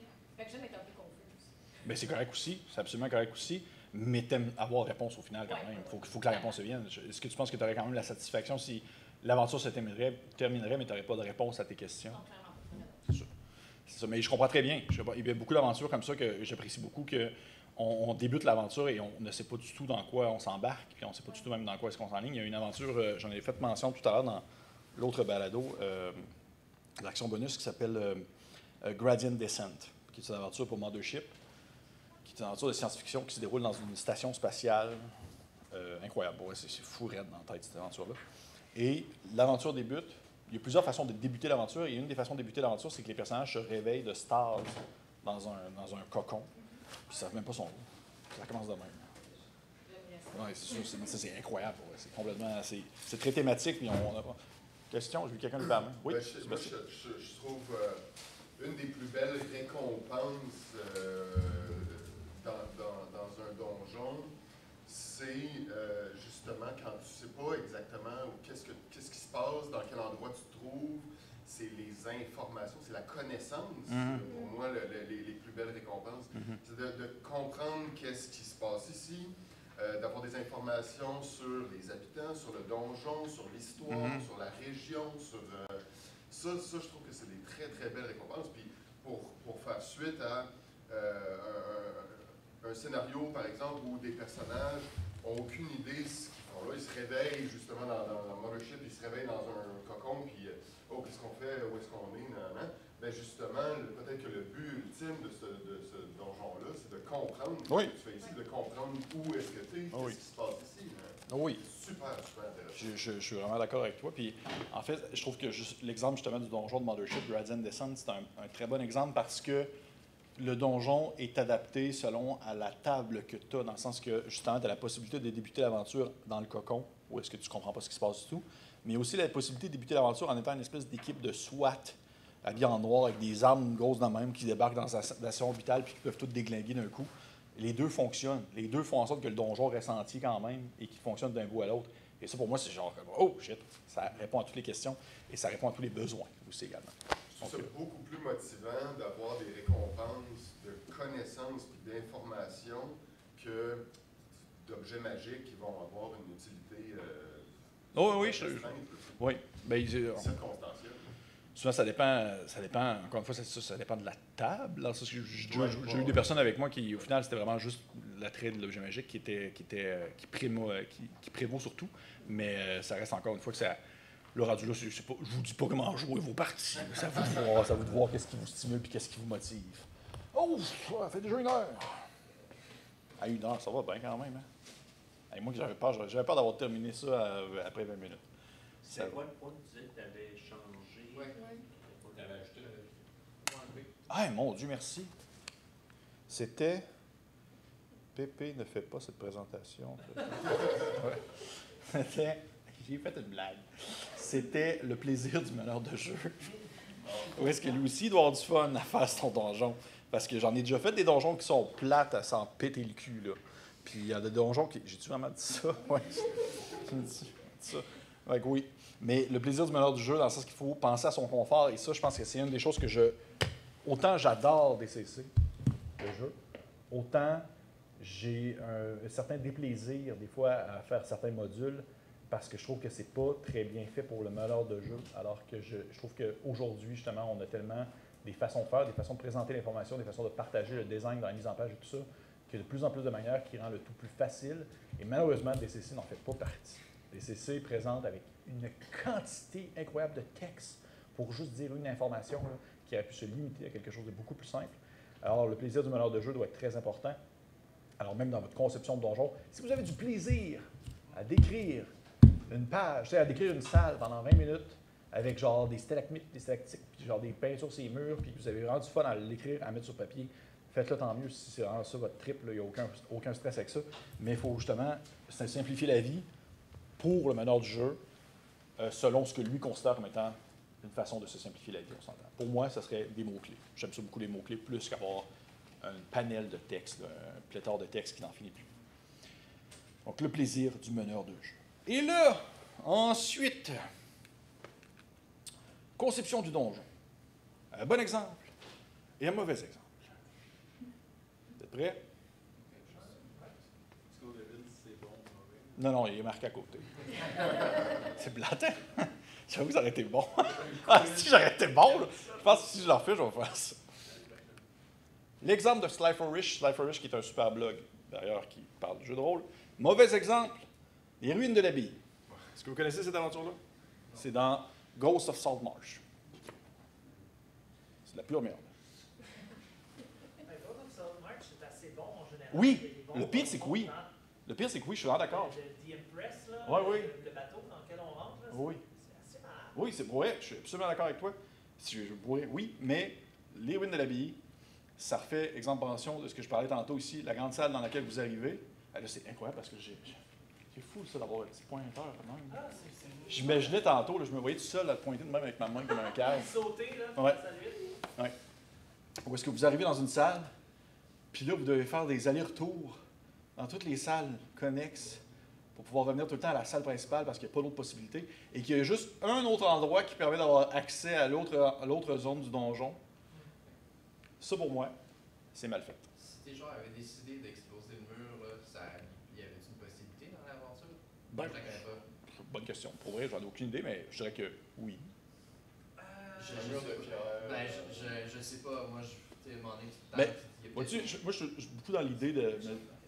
Ah oui, c'est ça. Hein? Mais je suis beaucoup dans l'idée dans mes façons de jouer que si les personnages décident quelque chose du genre, ça pourrait absolument fonctionner. Surtout si, en le lisant, je me rends compte qu'il y a juste une place pour pouvoir rentrer dans l'autre zone. Absolument que je serais du genre à dire « Ah, OK, mais tu sais, vous checkez. » Est-ce que, en même temps, ça vient aussi sur, on peut dire, le style de jeu, dans le sens qu'on passe à l'économie d'action, l'économie d'objets que tu as sur toi. Est-ce que tu dis « On n'a pas beaucoup de choses qui permettraient de faire exploser un mur. Est-ce qu'on veut vraiment le prendre pour risquer peut-être de faire exploser le mur ou peut-être qu'il n'explosera pas? » Ben, parce que la façon que tu parlais, il n'y avait pas beaucoup de solutions. C'était très linéaire, avec Ben, juste une porte, une sortie. par- Je me suis dit, ouais. est-ce que ça te permettait également? Par défaut, on va dire ça. Mais c'est sûr que si on y va dans l'extrapolation de toutes les possibilités, n'importe quel donjon pourrait se dire presque je vais défoncer ce mur-là à coup de pompe. Mais fait que, oui, à un certain point, il y a la possibilité de le faire, puis même que je trouve que ça pourrait être très intéressant selon ce qui se déroule dans le reste de l'aventure. Mais ça, c'était vraiment pour montrer le petit aspect de genre les zones qui se répètent, qui nous forcent à revenir au point de départ, qui sont très moyennes, parce que vous rentrez dans une place et vous revenez, et l'unique point qui permet d'atteindre l'autre zone suivante. Pour ce qui est de la zone en bas, c'est pas si pire que ça. Il y a même des connexions qui se font entre les différentes zones ici aussi. Mais Ça me gosse d'IME. Là, tu as soit en tête tout droit, tourne à gauche, tourne à droite, on va aller à gauche. OK, tu continues, il y a une porte, tu ouvres la porte. OK, ça fait comme un crochet, tu reviens. Ça ici, là? Tourne à droite. Ah, Ça t'es ici, là là? où t'étais au début. ouais. J'ai perdu 5 minutes, moi. Ben, c'est intéressant ça. Ça dépend aussi de la façon que tu l'animes, dans le sens que souvent, moi c'est tout dans la façon que je partage l'information souvent. Je me pointe moi-même. Dans la façon dont je partage l'information. Pas dans les yeux. Hein. Pas dans les yeux, je sais pas. Dans la façon où, si mon ton de voix va souvent décrire à quel point l'endroit peut être dangereux, on s'entend. Et si les personnages, justement, pour gagner du temps, parce que je sais fort bien que cette zone-là ici, c'est vraiment excusez-moi l'anglicisme, c'est un clusterfuck de recoins et d'endroits désagréables, eh bien là, je vais assurément avoir un ton de voix qui va laisser comprendre à mes joueurs très facilement qu'ils peuvent rapidement tourner, aller là, tourner même. Puis au final, il y a tout le temps, ça d'ailleurs, je vous conseille, si jamais c'est pas le cas, là, au moins une personne dans la gang qui est très motivée, puis je suis bord de tomber à terre. Ça paraît pas, mais normalement, je serais supposé avoir des trucs en dessous des pieds qui me permettraient de me tenir de même. Mais d'avoir quelqu'un dans votre équipe qui a la... Quoi? Des souliers. Non, pas les souliers. Pas les souliers, j'en ai des souliers. Et encore, ça s'appelle, les trucs, là, les... Comment? Prothèses. Merci. 10 points. Des orthèses. Je vais appeler prothèses, des orthèses. Fait que oui. Hey, là, cluster. Oui, c'est ça. Ici, d'avoir au moins une personne dans votre groupe qui a le bon goût, l'envie, le plaisir de dessiner la carte, s'il veut le faire, ou si vous la présentez aussi, parce que moi, c'est ce que je fais, je vais la présenter de façon brouillée, mais à mesure que les personnages avancent, je vais dévoiler les zones, et là, ça permet d'avoir au moins une idée vraiment très globale de l'endroit, parce qu'on s'entend que verbalement, là, ça ici, là, ça se dit un peu mal. Ça s'explique, là, mais à un moment donné, ça devient compliqué un peu. C'est pas simple. Oui? C'est quoi le meilleur moyen de justement montrer une carte comme ça? Ah, bah, boy. Ça, j'ai pas de bonne réponse à cette question-là parce que j'utilise. Je suis très, très peu VTT dans la vie, là, Virtual Tabletop. Là, je suis vraiment, vraiment très peu ça. J'utilise un Canva avec un tableau blanc que je prends les images en PNG, là, en images tout simplement. Je les mets dans le Canva, puis je prends un crayon dans le Canva, puis je peinture en noir dessus de même, comme ça. Puis là, quand ça vient le temps, j'ai comme genre un petit efface, puis je fais ça de même. À mesure que les personnages avancent, à mesure qu'ils découvrent la zone. Mais j'ai pas de bonne réponse à ça. Répète. Excuse-moi, c'est vrai. Excuse-moi, la flamme. Monsieur a demandé, là-bas au fond, a demandé quelle était la meilleure façon ou plutôt dévoiler la carte à mesure que la partie continue. Ça peut être ça, comme je l'ai mentionné. Les VTT aujourd'hui sont tellement rendus évolués, ça me fait capoter. L'histoire de personnages en 3D qui se déplacent dans une zone puis que ça se dévoile à mesure qu'on avance. Là, je suis absolument dépassé par ça, mais si c'est ce que les gens aiment, tant mieux. Mais il n'y a pas de bonne réponse à ça, c'est juste différentes façons de faire, je dirais. Il y a même des gens, j'ai vu ça aussi, il y a des aventures de donjons où les joueurs ont vraiment une carte complète de l'endroit, déjà faite, avec aucune information, bien entendu. Et même à certains endroits, c'est comme si un peu pour faire écho à ce que tu mentionnais tout à l'heure, ils ont la carte de l'endroit, mais la carte date de genre comme 200 ans, faisant en sorte que oui, ils ont des zones, mais ça a évolué avec le temps. Et là, ça, c'est intéressant. Parce que là, ça vient toucher à plein d'affaires que j'ai dit tout à l'heure sur l'écologie de donjon, sur l'évolution à avoir avec le temps, l'interaction avec l'endroit, comment est-ce que celui-ci a évolué, comment est-ce que celui-ci, en fait, peut mêler un peu les personnages tout en leur donnant le goût d'un peu de comprendre pourquoi est-ce que là, il y a une salle sur la carte, mais il n'y a plus de salle maintenant, où est-ce qu'on est rendu. Oui?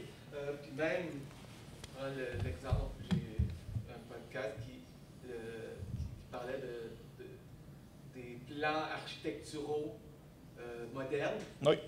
Qui disait sa frustration que les plans qu'on recevait à la fin pour faire des rénovations, finalement, ça passait par tellement d'étapes, de personnes, qu'au final, le plan qu'on recevait pour les rénovations n'avait à peu près aucun lien avec le bâtiment à rénover. Donc, ça peut être pour la science-fiction, du moderne, ça pourrait être la même chose. On reçoit le plan de la mairie, mais finalement, il y a des choses qui ont été oubliées, mal installées, mal... Oui, absolument. Mais je trouve que ça peut être en fait une très belle façon de créer une certaine interactivité avec les personnages, mais aussi les joueurs et les joueuses, parce qu'eux aussi doivent essayer de comprendre, décortiquer l'information qui est présentée sur le plan, mais qui ne concorde pas nécessairement exactement à ce que les personnages explorent. Ça peut vraiment être une très belle façon de faire découvrir la map en question, de faire découvrir la carte du donjon. Non, c'est très bon. Puis d'ailleurs, je trouve que la façon de faire en point crawl peut aussi être très bien pour ça, comme je présentais au début complètement, les quatre manières de faire. En point crawl, des fois, il y a même des cartes qui vont être présentées de façon... dans le jeu, les personnages peuvent trouver des cartes, mais celles-ci vont être présentées justement en point crawl parce que c'est plus logique de présenter une carte de cette façon-là que de présenter vraiment une carte avec les salles qui se présentent vraiment toutes bien calculées avec les bonnes distances. C'est pas souvent qu'on va vraiment avoir ça à portée de main, alors que des fois, des cartes, on va dire, dessinées en point crawl peuvent représenter réellement ce que les joueurs vont rencontrer, mais vraiment en jeu, vous trouvez la carte et c'est vraiment des points qui sont donnés, mais vous n'avez pas nécessairement les distances, vous n'avez pas nécessairement les connexions et tout ce que ça peut impliquer. On continue avec un bon exemple. L'exemple de Question Beast. The Quintessential Dungeon. Là, c'est un peu un exemple intense, là, mais je ne vais pas non plus tout vous dire ce qui est marqué là-dessus. Là. Mais c'est un Funhouse donjon. Ça, c'est-à-dire un donjon qui a quand même, comment je pourrais dire, qui va aller un peu dans tous les sens, mais qui a quand même une certaine logique. Mais ce n'est pas le donjon qui va mettre le plus l'emphase possible sur l'écologie en soi. Ce n'est pas le donjon qui va avoir le plus la logique a priori mis de l'avant, mais il demeure très complet. Il demeure très efficace avec beaucoup d'endroits où ça se recoupe, beaucoup d'endroits où c'est possible de revenir sur ses pieds, sur ses pas, mais en passant par des zones différentes, des connexions entre les lieux. Il y a des cul-de-sac, mais les cul-de-sac sont utiles. Chaque cul-de-sac que vous allez avoir dans ce donjon-là vont vraiment avoir une importance dans l'aventure. Ils vont vous donner de l'information pertinente, vont vous donner des objets magiques, vont vous permettre d'en apprendre plus. Fait que même que si vous arrivez à un endroit où est-ce que ça arrête, vous n'avez pas l'impression de perdre votre temps en tant que joueur ou joueuse. Très bon exemple que j'apprécie beaucoup. Si vous avez l'occasion de le faire au moins une fois, disponible gratuitement en ligne. Très, très bon donjon. Qui est associé à ça? Je pense qu'il y a un système minimaliste pour jouer avec. Pour vrai? Ben, il y a tellement, là. Il y a tellement. Qu'est-ce qu'il va faire en bas? Ensuite, le fun commence. Parce que d'ici le début, j'avais juste plaisir. Hein? C'est moi qui ai fait ça. C'est moi qui ai fait ça. Oui, exactement. Il sait, lui. Juste vous montrer un peu, justement, décortiquer avec vous la logique d'un donjon avec un exemple concret d'un donjon que j'ai fait pour une aventure qui va sortir en français pour le jeu de rôle de Shadow Dark. Shadow Dark va sortir en français chez Arcane Asylum. Je fais ma plug, là. C'est en français chez Arcane Asylum. C'est Et j'ai eu un contrôle pour faire un donjon pour l'occasion. Et je voulais décortiquer avec vous justement le donjon en question. Là, je m'excuse. Tout ça, c'est enregistré, filmé. Veux-tu que je l'enlève? Non, mais c'est pas. Je m'excuse, Sandy, Julien, si tu écoutes ça. Là, je ne sais pas si j'ai le droit de le montrer, mais en tout cas. Ah ouais, ça. Puis je me ferai plaisir. On peut faire un montage. Non. Je peux. Déjà, on le voit plus ou moins. Il faut que je mette les diapos pour que le monde le voit. Oh non, on va le garder. On va le garder. Okay. On va le garder. Au pire, je me ferai taper ses doigts. Il faut que je garde ça. Au pire, ça sera début ma fin. J'aurais pas d'autre contrat après ça. Dernière fois, je vais vous proposer quelque chose. Le concept du donjon, la demeure de Galerius. Et là, justement, l'objectif ici, c'est de faire mention d'un peu tout ce que j'ai parlé durant cette présentation, en manière concrète sur ce donjon-là que les personnages vont explorer. Déjà, on peut voir plusieurs manières d'atteindre certaines zones qui sont connectées ensemble. On va décortiquer le tout ensemble. Le donjon fonctionne de façon inverse. Ainsi, les personnages ne commencent pas à l'entrée, ils commencent à la zone 1. Pourquoi? Là, je ne vais pas vous faire toute l'histoire du donjon, c'est pas ça le but. Là. En gros, les personnages sont prisonniers d'une tempête hivernale, inspirée par les légendes québécoises. Sont emprisonnés par une tempête hivernale, ils sont hivernales, sont perdus, sont nulle part, ils ne savent plus où aller, ils ne savent pas quoi faire. Et ils savent, dans l'endroit où est-ce qu'ils se trouvent, sont possiblement en territoire ennemi. Là, bref, il y a plein de façons d'intégrer ça dans une aventure. Ils savent, dans la zone où est-ce qu'ils sont, qu'il y a une entité qui se nomme Galerius, qui pourrait leur permettre de revenir jusque chez eux via un canot volant. On comprend la référence. pourrait leur permettre de retourner jusqu'à chez eux un canot volant, mais il faut comme y prêter une certaine adulation, il faut lui donner son âme et tout ça. Bref, il faut faire un pacte avec le diable pour retourner chez soi. Et là, ainsi, les personnages font une prière, par exemple, ou du moins ils font une incantation pour pouvoir invoquer Galerius. Et c'est là que l'aventure commence réellement, où est-ce qu'ils débutent en fait dans la salle 1, parce qu'ils se couchent le soir, frigorifiés et froids, après avoir fait leur prière, attendant que la mort vienne les chercher dans cet hiver qui n'en finit plus. Et à leur réveil, ils se retrouvent dans une salle éclairée par quelques lanternes et réchauffée par un feu de foyer, ma foi, très plaisant, avec une petite table et de la nourriture, et une petite créature, un petit diablotin qui les accueille et qui les remercie d'être là, et qui est prêt à leur faire signer un contrat en échange de le départ jusqu'à leur maison.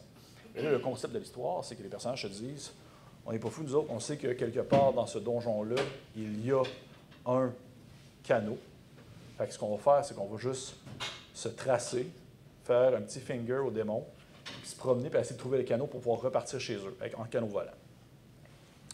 Donc l'idée, c'est que les personnages peuvent partir de différents endroits, que ce soit via le couloir A, le couloir B, ou même le couloir C, et ainsi avancer pour finalement atteindre la zone 11, où se trouve le dit canot. Et selon les zones où est-ce qu'ils vont, eh bien justement, ils peuvent tourner en rond, revenir sur leurs pas. À certains endroits dans la salle 5, par exemple, ils ont des questions, ou plutôt des réponses à certaines questions entourant le donjon. Ils ont aussi des réponses entourant au donjon dans la salle 9. Donc, qu'ils manquent la salle 5, ils peuvent quand même avoir certaines réponses à la salle 9. Ils peuvent décider d'aller vers la sortie logique du donjon, parce qu'il y a une sortie logique classique, où on se dirait, on pourrait sortir par cette place d'entrée, cette porte d'entrée plutôt, mais il y a une menace située à l'extérieur qui empêche justement les gens de fuir l'endroit parce que la personne, Galerius, comme il se nomme, veut quand même avoir leur âme, même si les joueurs, même si les personnages n'en veulent plus. Donc, eux, ils continuent ainsi à se promener au travers du donjon, à essayer de trouver un peu la porte de sortie, le fameux canot volant. Et logiquement, en se disant, il faut qu'il y ait un canot volant, bien, on va essayer de monter un peu plus en hauteur pour essayer de trouver un endroit où est-ce qu'on pourrait partir en volant, justement. Et dans un détail que je n'ai pas mentionné tout à l'heure, qui est quand même intéressant, le concept dans un donjon où il y a l'idée dans la non-linéarité, c'est l'idée d'avoir un donjon qui a une certaine verticalité dans son fonctionnement, dans le sens où vous pouvez avoir accès à des zones sans nécessairement avoir à passer par un escalier classique ou sans nécessairement avoir, disons, un passage clair et défini. Vous avez la possibilité d'interagir avec des personnes, des objets, des éléments. Oh, je vois que... Merci. Merci. La possibilité d'interagir avec des personnes, des objets, des éléments qui sont situés pas nécessairement au même niveau que vous, même au même pied d'égalité. Et c'est justement le cas dans la salle 3, qui a un balcon qui surplombe la salle 3, une sorte de mezzanine sur laquelle les joueurs peuvent trouver une façon de grimper dans la salle 4, qui leur permettrait ainsi d'avoir accès à cette zone-là sans devoir passer directement par cet endroit-là, ici ou cet endroit-là. Et ça, comme ça, ici, on a un effet de verticalité qui se fait alors qu'on a accès à une autre zone du donjon sans avoir à passer par les endroits les plus classiques ou les plus connus. Ça fait des choses. Oui? Et ça peut être aussi une option pour le mage ou le sorcier du groupe d'utiliser le sort pour voler ensuite. Non, oui, absolument. C'est exactement en fait, plusieurs endroits dans ce donjon-là qui peut en fait requérir l'utilisation de certaines formes de magie ou de certaines capacités afin de, on va dire, mettre en pratique les talents de toutes les personnes dans le groupe, même aussi des rencontres sociales, alors que, oui, il y a des menaces tout le long du donjon, mais si les personnages, justement, vont dans la salle 3, comme le mentionnait Dave, il y a des gens qui dansent sous une musique de rigodon sans cesse et qui sont un peu les esprits prisonniers de ce donjon-là, avec lesquels les personnages peuvent interagir et en apprendre plus sur l'endroit en question. Ça fait partie des différentes zones qui sont accessibles et qui permettent justement un peu de social dans un donjon qui, ma foi, malgré tout, demeure très dangereux, parce que les autres endroits, d'autres zones qui sont assez à risque. Je ne vais pas trop en dire non plus. Je vais vous donner le plaisir de les découvrir si vous achetez Mener l'aventure, peut-être. Et c'est ce qui conclut un peu pour cet exemple-ci. Est-ce qu'il y avait des questions par rapport à, on va dire, l'idée même d'un donjon, on va dire en pratique, si jamais vous souhaitez en savoir un peu plus sur justement l'utilisation de certaines théories ou de choses que j'ai mentionnées dans cette présentation concernant ce donjon-ci pour savoir si je les ai mis justement en pratique? Non? Très bien. Ah, oui. Y a-t-il une façon, si je vois comme quoi qu'il n'y a pas de fenêtre, mais est-ce que les joueurs pourraient essayer de monter vers le toit, vers l'extérieur, des choses comme ça, à part si tu disais comme quoi qu'il y avait une menace extérieure au sol, Oui. mais est-ce qu'ils pouvaient en mesure, je vois qu'il y a une tour, est-ce qu'ils pouvaient arriver pour sortir par la fenêtre et essayer de grimper, mais je ne vois pas de fenêtre ou des choses comme ça pour accéder à la 11 ou des choses comme ça. Très bonne question. Ce qui est intéressant, en fait, dans l'idée de ce donjon-là, et ça, c'est drôle parce que j'avais écouté une vidéo, puis l'auteur en faisait mention, justement, c'est que souvent, il faut faire attention. Des fois, il faut penser à des petits détails que normalement, on ne penserait pas, comme le simple fait que un donjon, oui, comme par défaut, quand c'est exemple une grotte ou une caverne ou une ruine, ça va, là, c'est comme de la pierre. Mais lorsque tu arrives dans un endroit comme ça, où est-ce que tu dis que tout est en bois, parce que oui, l'endroit est en bois, c'est une immense maison, c'est un immense manoir en bois. Tu as tout le temps un personnage qui est comme, peut juste starter un feu, là, tu sais, peut juste comme mettre en feu l'endroit, puis ça finit là, là. Mais puisque ça reste que c'est un endroit qui est considéré comme magique et qui appartient à un personnage comme Galerius qui, plot twist, est un diable, eh bien, l'endroit n'est pas sujet aux flammes. Et oui, il n'y a pas de fenêtre, en fait, concernant cette zone-là. Il n'y a aucune manière de sortir de l'extérieur par les fenêtres parce que, justement, l'objectif, c'est de garder les gens à l'intérieur. Par contre, s'ils montent l'escalier ici, rendu ici, il y a une rencontre sociale ainsi qu'une rencontre possiblement de combat ici. Il y a les deux possibilités. Et s'ils grimpent encore au 11, c'est là où se trouve le fameux canot, en fait, sur lequel ils vont pouvoir partir en volant. Fait que dans le fond, dans la description du donjon, quand on lit le donjon, c'est là qu'on comprend pourquoi c'est voulu que la structure de la maison est faite pour pas que tu sortes. C'est ça qui est pas. Oui, OK. Exactement. En fait, il y a une twist, et ça, j'aime ça aussi quand les donjons font ça, quand il y a une forme de porte ouverte, ou du moins, tu sais, il y a des réponses aux questions. On se pose des questions sur la manière que le donjon fonctionne, la manière que, pourquoi est-ce que telle affaire se trouve dans le donjon, et tout ça. Mais j'aime ça des fois quand les personnes mettent des éléments qui n'ont pas de réponse directe et qui laissent un peu le plaisir au meneur de jeu de soit continuer l'aventure sous une autre manière, ou du moins en approfondissant certains thèmes ou certains éléments en lien avec l'histoire. Et ça, ce qui est intéressant, exemple, dans cette aventure-là, c'est que... C'est ça comme si... C'est moi qui l'ai écrite, là. C'est intéressant dans cette aventure-là, c'est que... c'est le gars, il se passe dessus, en tout cas. C'est que, ici, la porte, ici, la E, c'est... Hein, vois-tu, c'est même pas supposé être E, par exemple, c'est supposé être F. C'est une erreur, je vais le changer. Quand il rouvre cette porte-là, ici, ça mène, pas à l'extérieur, ça mène, en fait, dans une strate de l'enfer. Parce que la personne qui contrôle l'endroit, Galerius, qui est un diable, c'est un peu par là qu'il va s'il veut retourner, par exemple, chez eux, à discuter avec 2-3 démons, revenir après ça chez eux. Donc, ils peuvent passer par là puis aller ailleurs. Et là, ça, justement, c'est une porte ouverte vers d'autres... Non, excuse-moi, je suis en train de briser tout. Ça apporte une porte ouverte vers d'autres aventures. Mais ça, c'est la porte ouverte que je laisse le plaisir au meneur de jeu de peaufiner s'ils le désirent. Mais ils peuvent tout de même avoir la porte de sortie via ici, qui permet de monter jusqu'au 11. Ou même, à la limite aussi, s'ils veulent vraiment. Parce qu'en même temps, l'idée, c'est de donner la possibilité aux joueurs de quand même prendre le risque d'accomplir certaines actions, mais qui doivent être vraiment capables de, comment je peux dire, peser justement le risque. Vous pouvez le faire, là. Souvent, moi, je leur donne la possibilité, vous pouvez le faire, mais si vous le faites, ça se peut que ça se passe très mal, je le dis, là. Puis souvent, des fois, ils font « Ah, OK, on l'essaie quand même ». Souvent, non, mais souvent, ils l'essayent. Et là, justement, ici, ils ont quand même la possibilité de sortir. C'est ça l'affaire, il y a quand même une twist. Ils peuvent sortir s'ils veulent. Au 8, quand ils arrivent là, ils rencontrent des gens qui viennent de rentrer dans la maison. Des gens qui étaient perdus dans une tempête, qui ont trouvé la maison, qu'à l'extérieur de la maison, ils se sont fait attaquer par des espèces de chiens démoniaques qui appartiennent à Galerius, qui surveillent l'entour de la maison. Ils sont rentrés dans la maison en barrant la porte derrière eux et en faisant comme « Non, vous sortez pas, là, c'est vraiment fucking dangereux. D'ailleurs, il y a plein de chiens qui crachent du feu par les yeux puis qui vomissent de l'acide. » Et là... Ouais. Et là, si les personnages décident vraiment de rester là, bien, ils peuvent juste trouver une autre manière, mais ils peuvent essayer de sortir s'ils veulent. Et là, ça va être absolument une toute autre aventure, mais l'incitatif reste quand même à essayer de trouver une façon de partir via le canot volant, parce que ça a l'air un peu moins dangereux que 24 chiens qui crachent du feu. Oui? Quand gros, tu pars à gauche, puis tu montes, puis tu arrives au 11. Ici? Oui. Non. Tu vas par là, puis tu grimpes en haut jusqu'en haut. Encore une fois, ça vient au point où est-ce que je me dis que les gens font un peu ce qu'ils veulent. Parce que, oui, ça c'est une bonne question, parce que c'est un bon commentaire, parce que quand je l'ai fait, un moment donné, j'ai regardé la carte, j'ai fait, hey, c'est vraiment de la merde. Ça part descendre même, puis il est rendu tout de suite là, puis ils sont rendus là.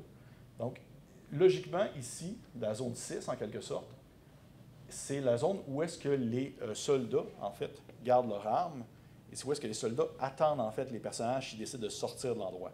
Parce que eux autres, leur objectif, c'est de faire signer leur arme, ici, mais s'ils décident de juste se tracer, eh bien, ils ont 3 choix. Soit qu'ils vont par là pour aller, finalement, découvrir la zone avec les personnes qui dansent puis qui chantent, soit qu'ils vont par là, dites même c'est drôle, hein? Soit qu'ils vont par là puis qu'ils tombent face à face avec une force ennemie qui est, ma foi, vraiment très dangereuse, mais qui est possiblement, s'ils veulent vraiment passer par là puis qu'ils se rendent compte que eux autres, leur objectif, c'est juste de rentrer dans le tas puis de tuer tout ce qui bouge, ils peuvent tenter de le faire, même si je le déconseillerais fortement. Mais s'ils le font vraiment, pour moi, c'est une façon de présenter qu'ils ont réellement réussi ce qu'ils souhaitent entreprendre, puis que oui, ils mériteraient à ce moment-là de sortir assez facilement, parce que c'est un très gros challenge à accomplir. Mais logiquement, ils ne vont pas passer par là parce qu'ils vont faire « Ah non! » Puis ils vont vouloir trouver une autre façon, parce que dès qu'ils vont ouvrir la porte, de l'autre côté, il y a plusieurs personnes qui attendent. Et ici, c'est l'endroit où ils stockent en fait leurs armes, leur équipement, les différents soldats qui attendent, qui sont des petits diablotins avec des chapeaux de forme un peu drôles. Et s'ils décident d'aller par la porte B, eh bien là, au moins, le chemin est un peu plus long, un peu plus de possibilités, qui permettra de descendre ici. Et dans la porte B, il y a beaucoup, en fait, de possibilités de roleplay, parce que dès qu'ils rentrent ici, à la salle 4, ils ont quand même une vue du dessus de la salle 3 où les gens dansent et chantent, et là, ils peuvent se poser des questions. C'est moins direct, c'est moins immédiat, et aussi avoir aussi la possibilité d'aller dans cette petite salle-là s'ils le voient et s'ils décident d'y aller avec d'autres petites surprises et secrets, et continuer pour finalement débarquer ici avec les gens qui viennent de rentrer, les chiens dehors et toute le marde qui se passe. Fait que ça ressemble un peu à ça. D'autres questions? Oui? Plus un commentaire de question, oui. Une interrogation. Parce que, mettons que les joueurs qui démarrent l'aventure ne sont pas encore bien échauffés, ne sont pas encore bien dedans, ils n'ont pas encore connecté toutes les cases, ils n'ont pas trop d'idées dans les salles 1, 2, 3, 4. Oui. C'est bien qu'ils passent un peu à côté des choses. Et puis ça arrive que c'est un peu plus loin, que les bons réflexes se sont mis en route et que là, la réflexion de groupe, elle donne des trucs plus riches. Et j'ai l'impression que cette construction de donjon attribue un certain nombre, enfin localise vraiment, géographise beaucoup les informations. C'est bien que si tu passes par là et que tu rates l'information importante pour débloquer, parce que dans cette pièce 2 ou 3, on était un peu mou en tant que joueur et joueuse. Comment tu rattrapes ça là? Avec l'ogre quantique. Ouais, c'est un peu ça la question. Dans le sens que ça veut dire qu'il manque des informations? Dans le sens où, est-ce que tu n'as pas besoin au moment de complètement devoir déplacer une somme d'informations qui aurait dû être délivrée a priori à tel endroit, tu vas plutôt mettre à tel autre endroit, parce que là ils étaient complètement dans le flou, et puis là ils sont bien plus affûtés. Parce que là, c'est pas présenté dans le donjon en soi, dans la carte, mais il y a une table de rencontre aléatoire qui est possible, qui peut être lancée à mesure que l'aventure avance. Et dans les rencontres aléatoires, il y a des rencontres roleplay dans lesquelles les personnages peuvent avoir des informations supplémentaires concernant certaines zones qu'ils auraient peut-être manquées, qui leur permettraient de comprendre un peu plus, on va dire, le big picture en soi de l'endroit. Donc, si jamais il manque des informations, il reste la possibilité quand même d'avoir ces rencontres aléatoires-là. Et la majorité des informations qu'ils peuvent avoir, en fait, si je fais un exemple, un comptabilise un peu les zones où les personnages peuvent avoir des informations pertinentes sur l'endroit, c'est la 2, la 3, la 5, la 9 et la 10. Donc, d'une manière ou d'une autre, je considère qu'éventuellement, ils vont tomber sur quelqu'un qui va pouvoir leur partager des infos, c'est sûr et certain. C'est sûr et certain. D'autres questions? Oui. Dans la même optique que Julien, moi j'ai l'impression qu'il était, c'est mon avis, là, dans le fond, tu pars, c'est tout dépendant du chemin qui va être fait, ça ne sera jamais le même. Fait que dans le fond, il n'y aura jamais la même expérience. Pour toi, en tant que narrateur, c'est intéressant parce que tu te dis, maintenant je vais vivre une expérience dans 2 que j'ai jamais fait, là je vais le vivre. Fait que je pense qu'il y a un intérêt également en tant que de narrateur d'avoir le plaisir de le refaire. Et non seulement une fois, puis de tout donner du donjon, c'est l'impression que ça me donnait de façon comme ça se fait. Puis la porte de sortie est auto 10, puis également, je ne savais pas qu'il y avait une table aléatoire. Oui, c'est sûr. Mais oui, la table aléatoire, en fait, permet justement de voir certaines rencontres qui sont... en fait, il y a certaines rencontres dans la table aléatoire qui peuvent être, en quelque sorte... excusez-moi l'anglicisme, là, mais qui sont un peu du foreshadowing, qui sont concernant des événements ou des éléments qui pourraient survenir plus loin dans l'aventure. Mais ça me faisait penser penser à House of the King parce que tu fais pas toutes les salles. Ah non, définitivement pas. C'est comme, oui, il est plus petit, mais ça me fait, comme moi je le voyais de cette façon-là. Ouais. Je trouve ça intéressant parce que tu peux vivre le donjon d'une autre façon, tu peux faire l'expérience en temps à faire avec ton petit. Oui, oui, oui. Ben oui, je trouve que c'est vrai qu'il y a des références en lien avec House of the King concernant la disposition des salles et la façon que tu l'explores. C'est un peu comme House of the King aussi, tu as fait un peu de la manière, en espèce de carré, là, où est-ce que tu peux comme tourner en rond en quelque sorte puis revenir sur tes pas, mais tu peux aussi juste aller en ligne directe jusqu'à la zone à la fin.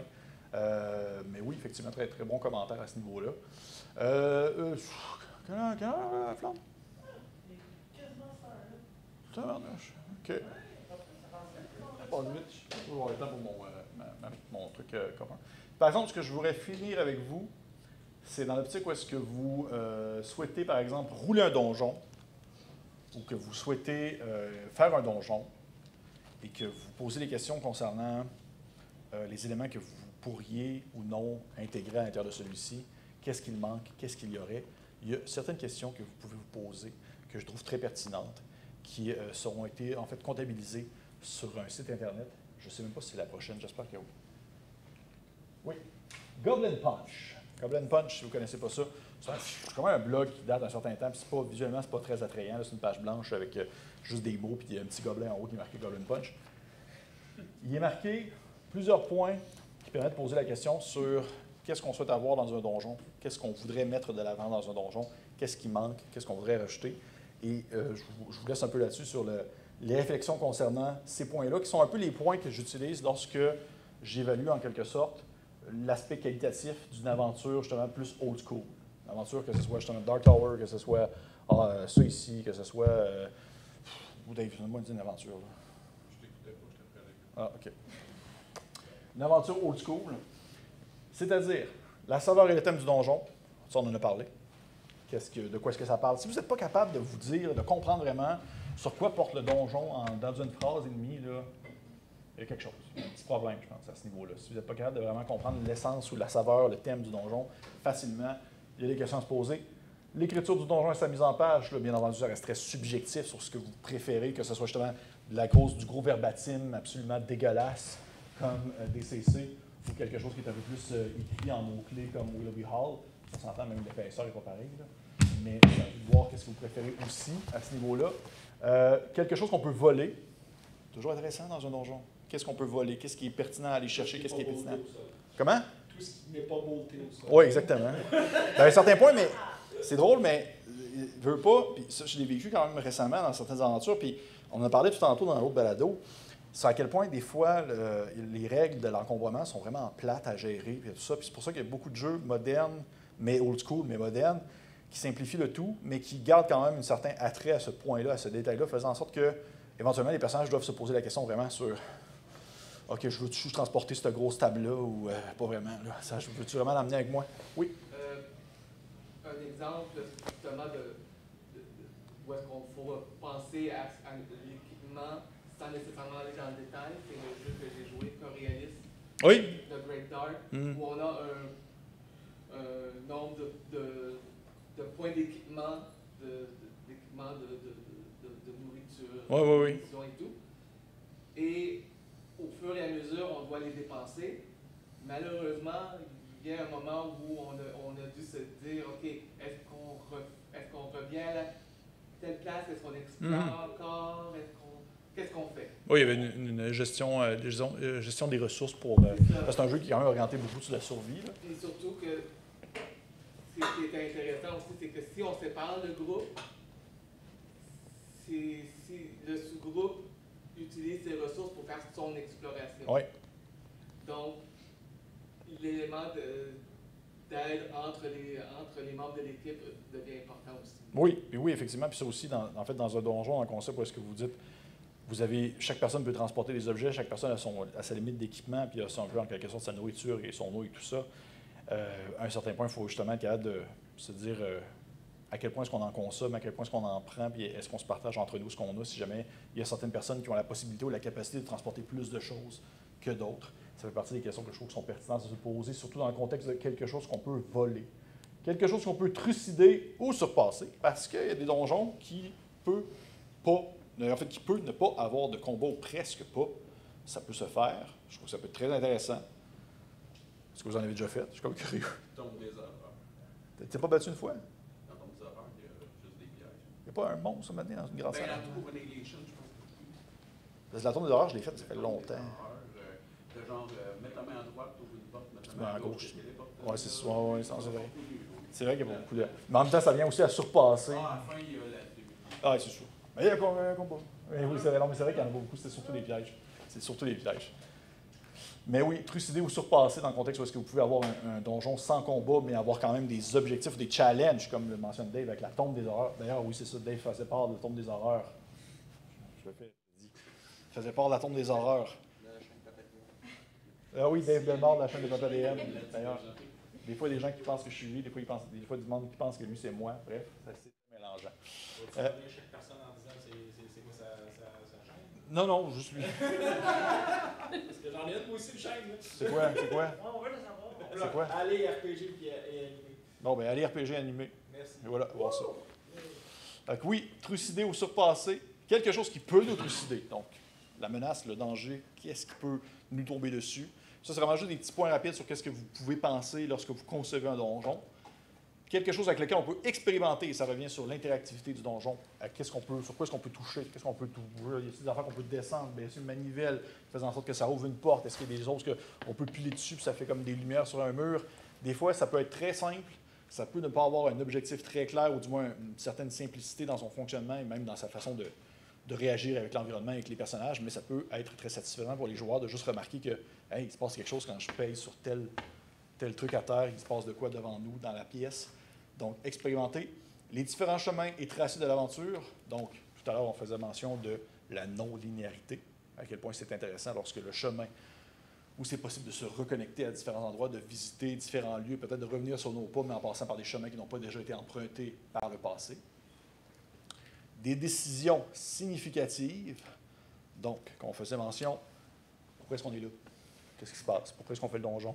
Est-ce qu'il y a des prises de décision qu'on doit faire? Est-ce qu'on laisse en vie le roi, le seigneur du château des vampires pour le tuer puis mettre à sa place sa fille qui veut prendre le trône et être peut-être, possiblement, une personne encore plus méchante que lui? Ou est-ce qu'on le laisse en vie? Ça fait partie des questions à se poser, des décisions significatives. Et quelqu'un à qui on peut parler. Parce que oui, comme mentionné, dans un donjon, des factions, des groupes, des gens avec qui on peut échanger, avec qui on peut interagir, et qui permet aussi justement un beau roleplay pour démontrer que ça peut être plus que simplement un lieu dans lequel on se tape dessus.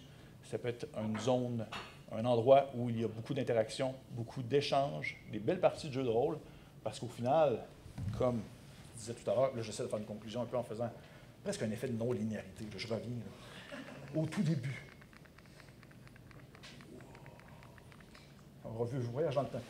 Toute portion délimitée de géographie interconnectée qui présente aux joueurs une variété constante ou une intensité croissante de défis. Au final, ça peut être bien des choses. Ça peut être autant du combat, du social, tout ça. L'important, c'est que ça soit délimité dans une zone et qu'il y ait un niveau de difficulté qui augmente avec le temps, tout simplement. Pour le reste, ça peut être bien des choses selon votre bon plaisir. Et c'est ce qui conclut ma présentation.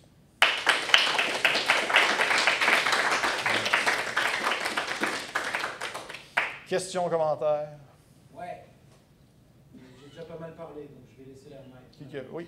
On va parler aussi. Bon, peu importe. Des donjons non médiévaux. Je sais que tantôt tu as mentionné de... Russian Edition? Oui. Ouais, c'est ça. Ouais. C'est quoi la question? Ben, dans le fond, c'est ça. Au niveau des donjons non médiévaux, as-tu des conseils, des points de vue différents? Pour vrai, ça reste quand même à la même chose, je te dirais. C'est assez la même... J'ai l'impression peut-être qu'il y a un petit aspect sur la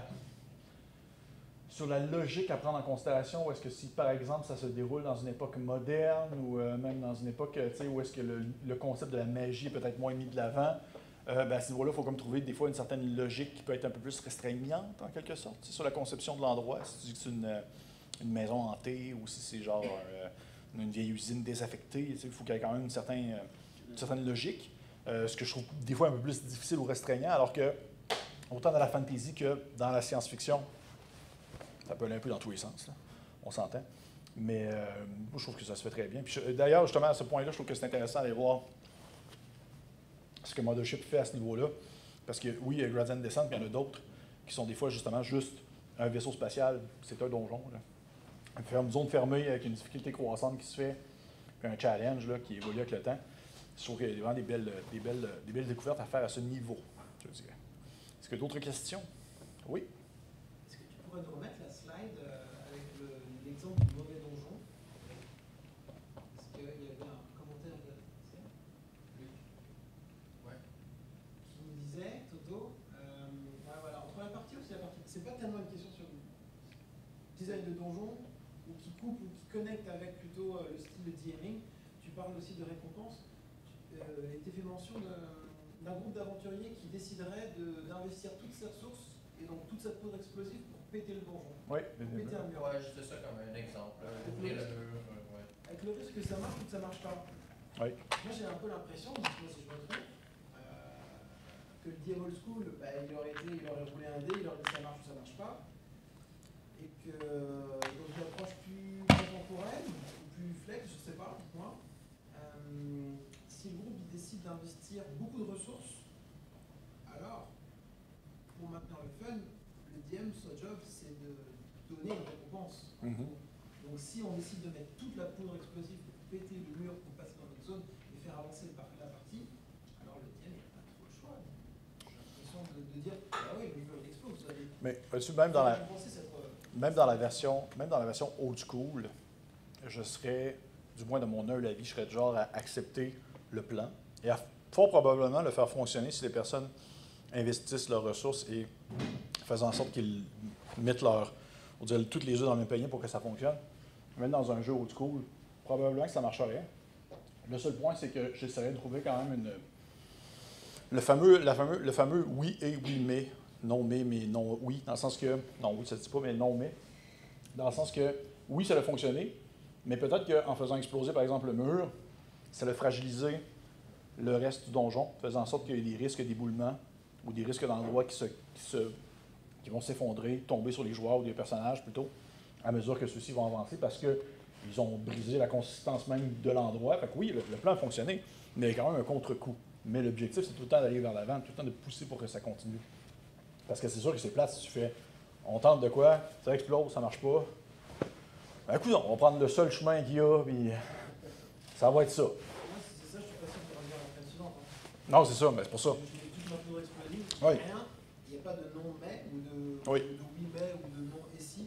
S'il y a juste un non. Bien, c'est pour ça, en fait, souvent, ce que je ferais, c'est que probablement que ça marcherait. C'est juste que selon la manière que les personnages, ça n'est pas mes sources du jeu, là, mais selon la manière que les joueurs et les joueuses vont présenter leur plan et la manière qu'ils vont prendre au sérieux leur démarche, s'ils font ça très bien, ça va juste fonctionner point barre. Si je vois qu'ils prennent un peu ça pour acquis que ça va fonctionner, ça se peut que je mette justement la petite épice de comme oui, ça va fonctionner, mais, ça fait plaisir, mais il y a justement des risques d'éboulement, des risques que ça empire, des risques que ça puisse empirer. J'espère qu'il va y avoir des conséquences à l'action. Je le souhaite parce que c'est ben oui. pas un plan. 10 minutes, merci. D'autres questions? Dave? C'est quoi je t'ai déjà parlé à un moment d'un donjon, il me semble que c'était pas un gym. Un pour horreur liminale. Non, mais non, quelque chose de fucked up. Une idée que t'as faite. Aïe aïe, comment ça fait que ça marche. Alors, je pense à un moment donné que tu as déjà fait sur un espèce de donjon où il y avait un golem de télévision. Je pense que c'était Crick. Oui, oui. Mais c'était pas vraiment un donjon, mais oui.